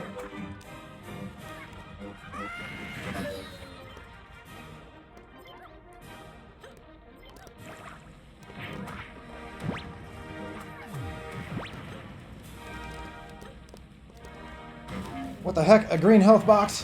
What does it even mean?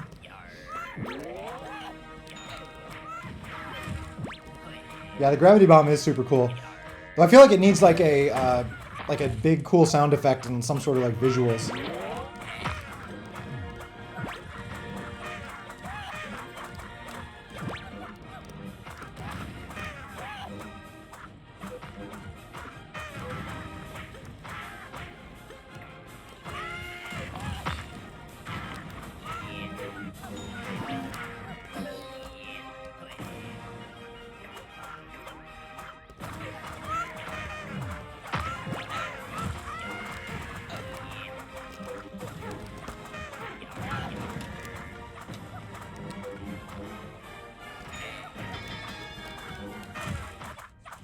Oh wow, that was a very one-sided game.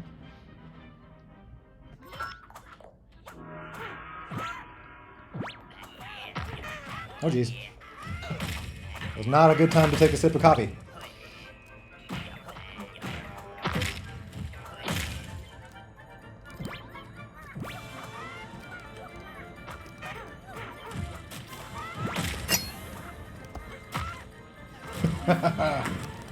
Oh no.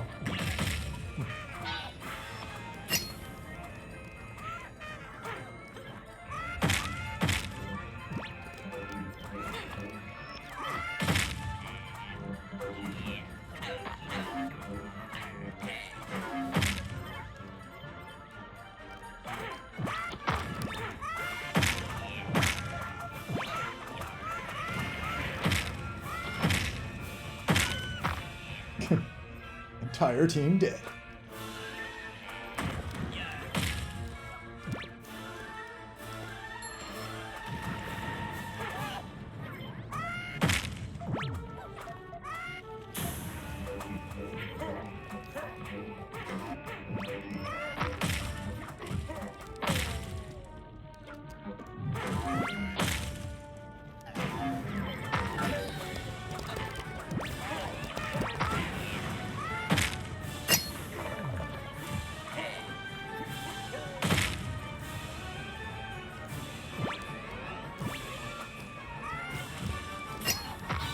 Oh, here, I'm killing my teammates. Sorry, I'm a glory hog. Sorry, Drillick.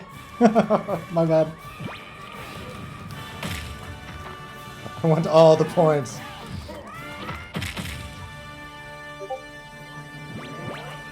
Yeah, my bad.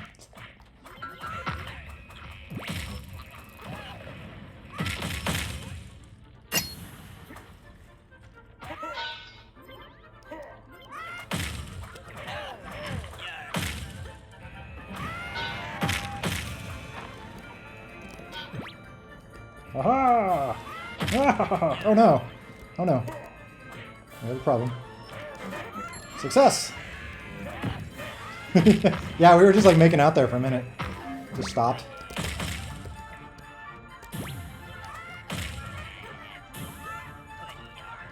Lag death. Stupid speed of light.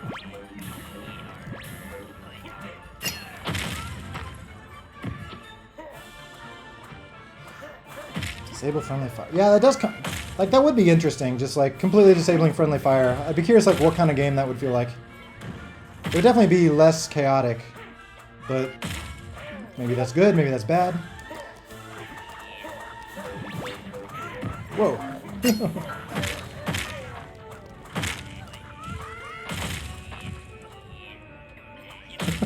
I love the power-ups just like carry you away. Aha!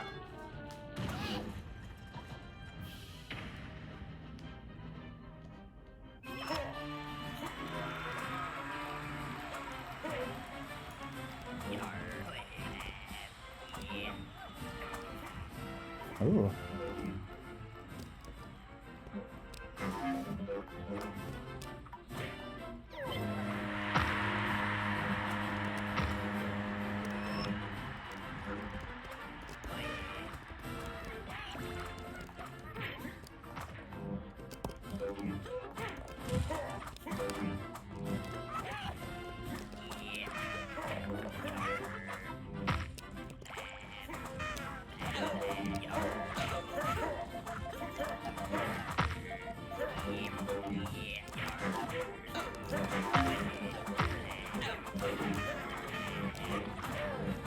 Cool, this one feels fun. I like I don't know, the physics feel like controllable.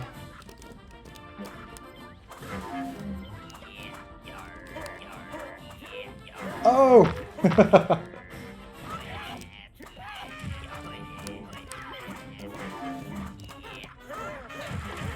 Get in there!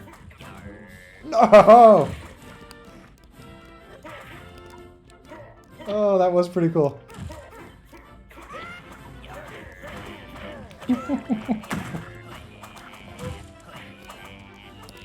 Oh, that was... Sorry, I had an open net there. There was no excuse for that.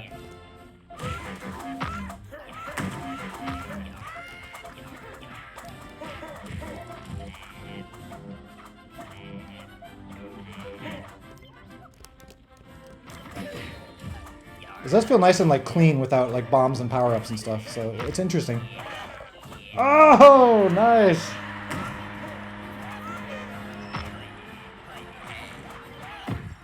Oof.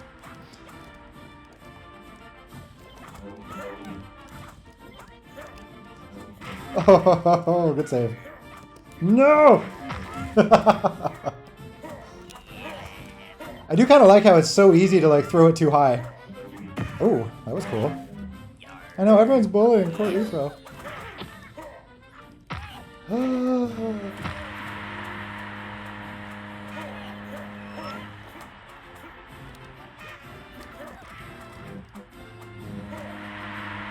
Oh, jeez. Alright. Come on, Team Yellow. We're better than this.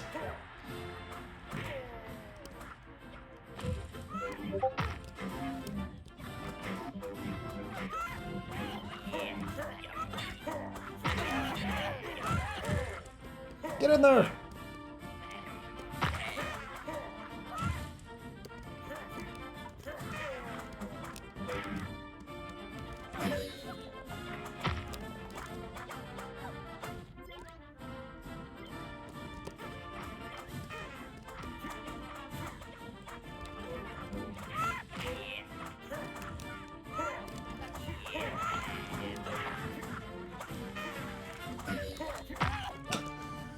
Just throw me on my face.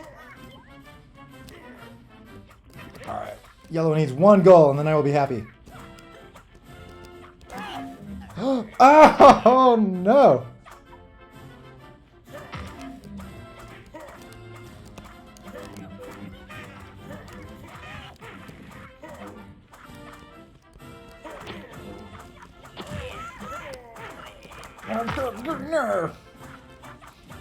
I know, yeah, Temp. I'm gonna be crying all day. Thank you, Temp. No, it's still not over. We can get one goal.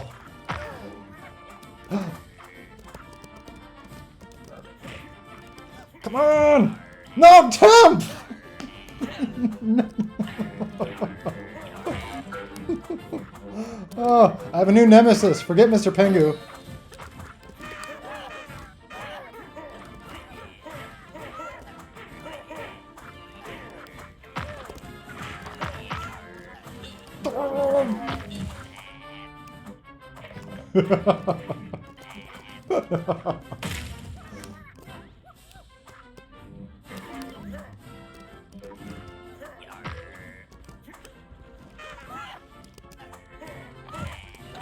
Somebody, come on, come on, come on.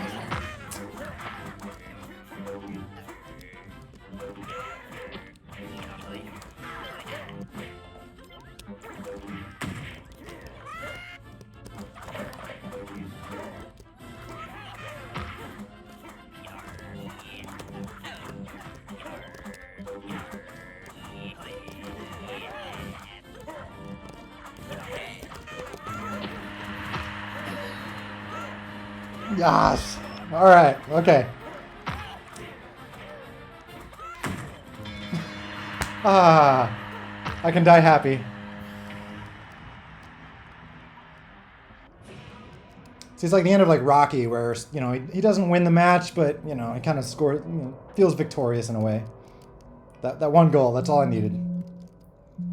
That was a lot of fun, like that dynamic of like throwing the ball and stuff and not having bombs and power-ups. Like, I feel like that made it very like focused feeling. So very cool.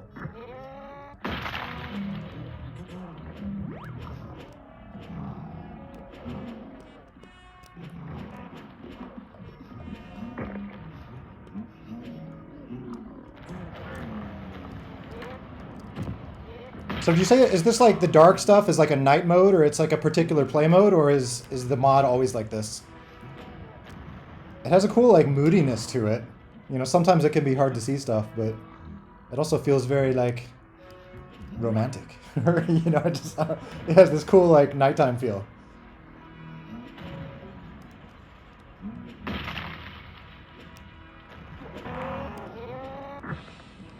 Like the, you know, the bombs and spark effects and stuff come across better, so that's kind of neat.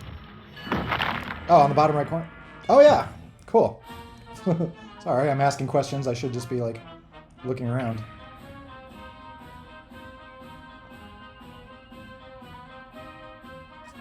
Well, that is super cool.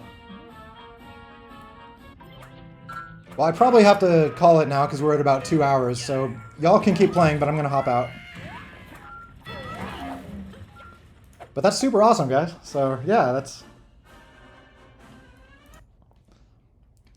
was a lot of fun. Like I said, I especially like that soccer one. That was definitely made me think like, you know, we should have an official game in there. You know, once it's possible for people to share games easily, like yeah, something like that would be super cool to share with the world, or you know, having to get there in like officially somehow. Yeah, awesome stuff. Please say King Monster 5 times. What? Oh, Sock, of course, yes. I will be around after this.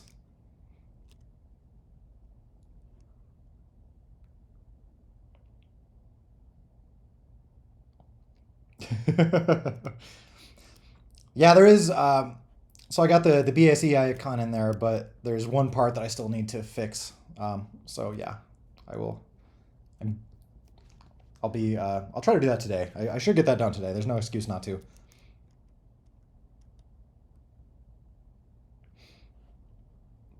Team India 1 or 2 and FFA 1 or 2. Those should be my servers, I believe. So yeah, those should be official ones. They should have like the standard playlists and you know all that. So if you're curious, I can check on exact ones. Just give me the exact name for sure, and I'll make sure it's one of mine. Of course, I don't think there's nothing preventing other people from using those same names. I think, but I think those are mine.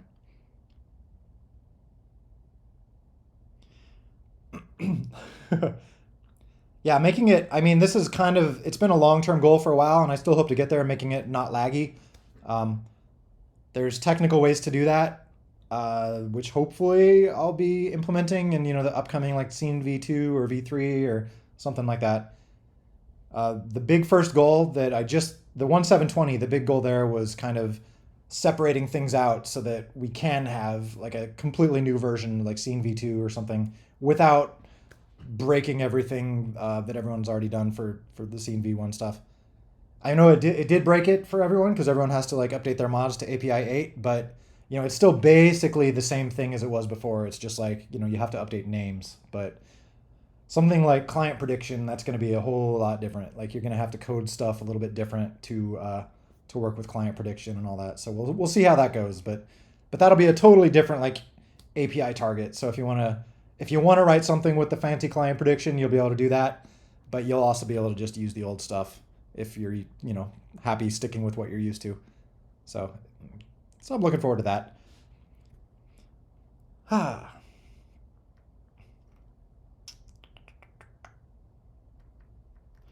But yeah, that's basically all the time we have for today. So I'll glance through at any last things here. But yeah, thanks a ton for hosting that server. That was a lot of fun. I'd be down to play that again sometime. Like I said, we should try to, especially on like slow weeks when I don't have a ton of cool stuff to show. We should try to get more games going, at least at the end like that, like a round of something.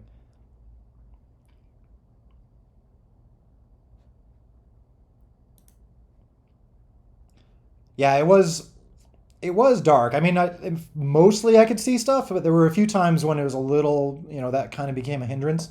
And I could see people like with certain devices or playing in a bright room or a dark room or something. Maybe a bright room where that would be extra hard to see. But yeah, awesome stuff. Felt very fun.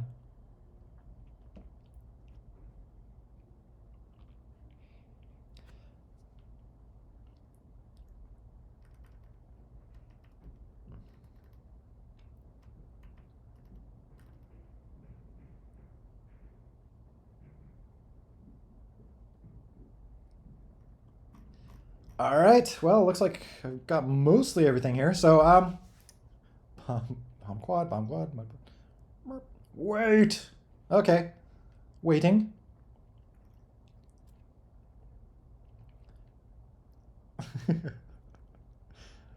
That was really fun. Like the end of that game though. It was a ton of fun to try to get a goal there before we got annihilated. Something very important before I. Oh, don't die. That's no fun. This was your last goal in life is to show your mod. It's high noon. It is high noon. 12:03 here in Los Angeles. Oh, no, we didn't check. Let's do that real quick. Quick submarine check. How are we doing?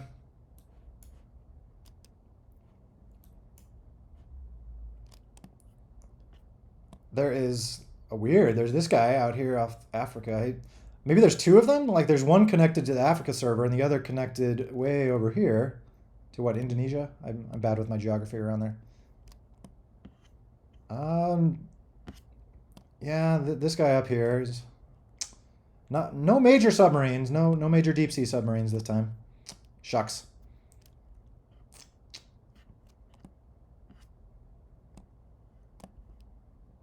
Yeah, no, that guy's just on an island. So yeah, some minor submarines here, but yeah, we'll keep checking out next time.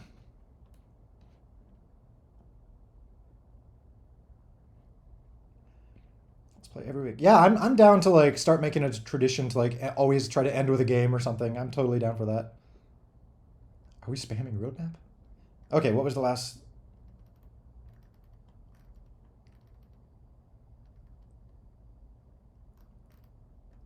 So many seagulls. Was your weight about the roadmap seagull? It was like trying to get the last roadmap seagull? Oh no, the submarine population isn't. Again, there's bad jokes to be made here about like that Titanic submarine, but I feel like I shouldn't.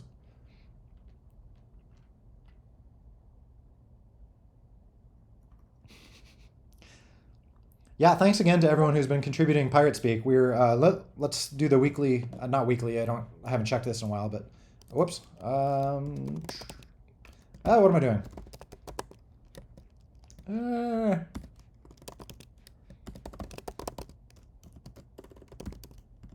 Why don't I just like have a link saved for this? I have to like try to keep. Oh wait.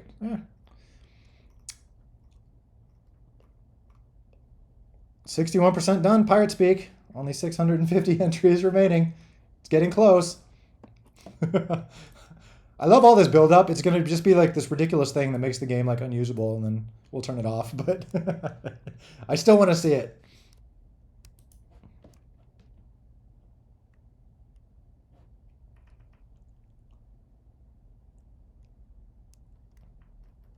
Yeah, exactly. Fix, double fix, did the fix, do the thing, update, change, stuff.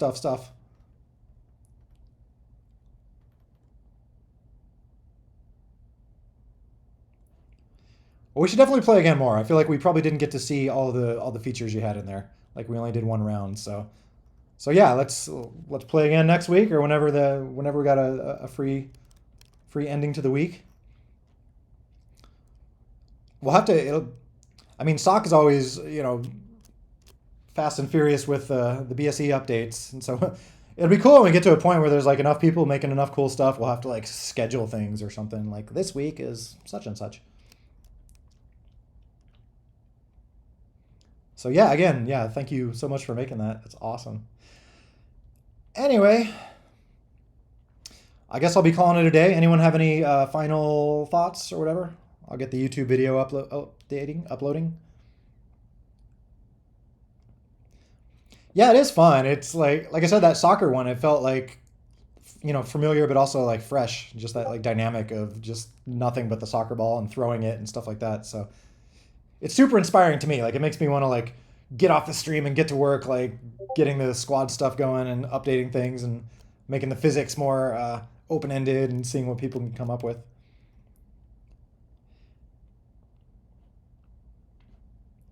Oh yeah, this. Oh shucks. Yeah, again, I don't know if a spin-off contest. Maybe like if someone makes something cool with the spin-off stuff, like it's so basic right now. I don't know. That might be too limiting to do a contest with that. My plan is I feel like a fun contest would be the text-based RPG when squads mode gets working. That might, maybe that'll be in a few weeks, or it could be not too far off. Um, but if anyone wants to do something just with like a spin-off thing, just like a completely open source little spin-off game, or if you demonstrate a little proof of concept, then we could totally. I'm down for like throwing a official contest together. Can do like a tickets prize or something like that. Yes, remote does need to be updated. Again, part of the reason I haven't is I do want to kind of do a rewrite of the remote using the new spin-off stuff. So basically using the engine to make a remote that works exactly the same as the on-screen controls in the game.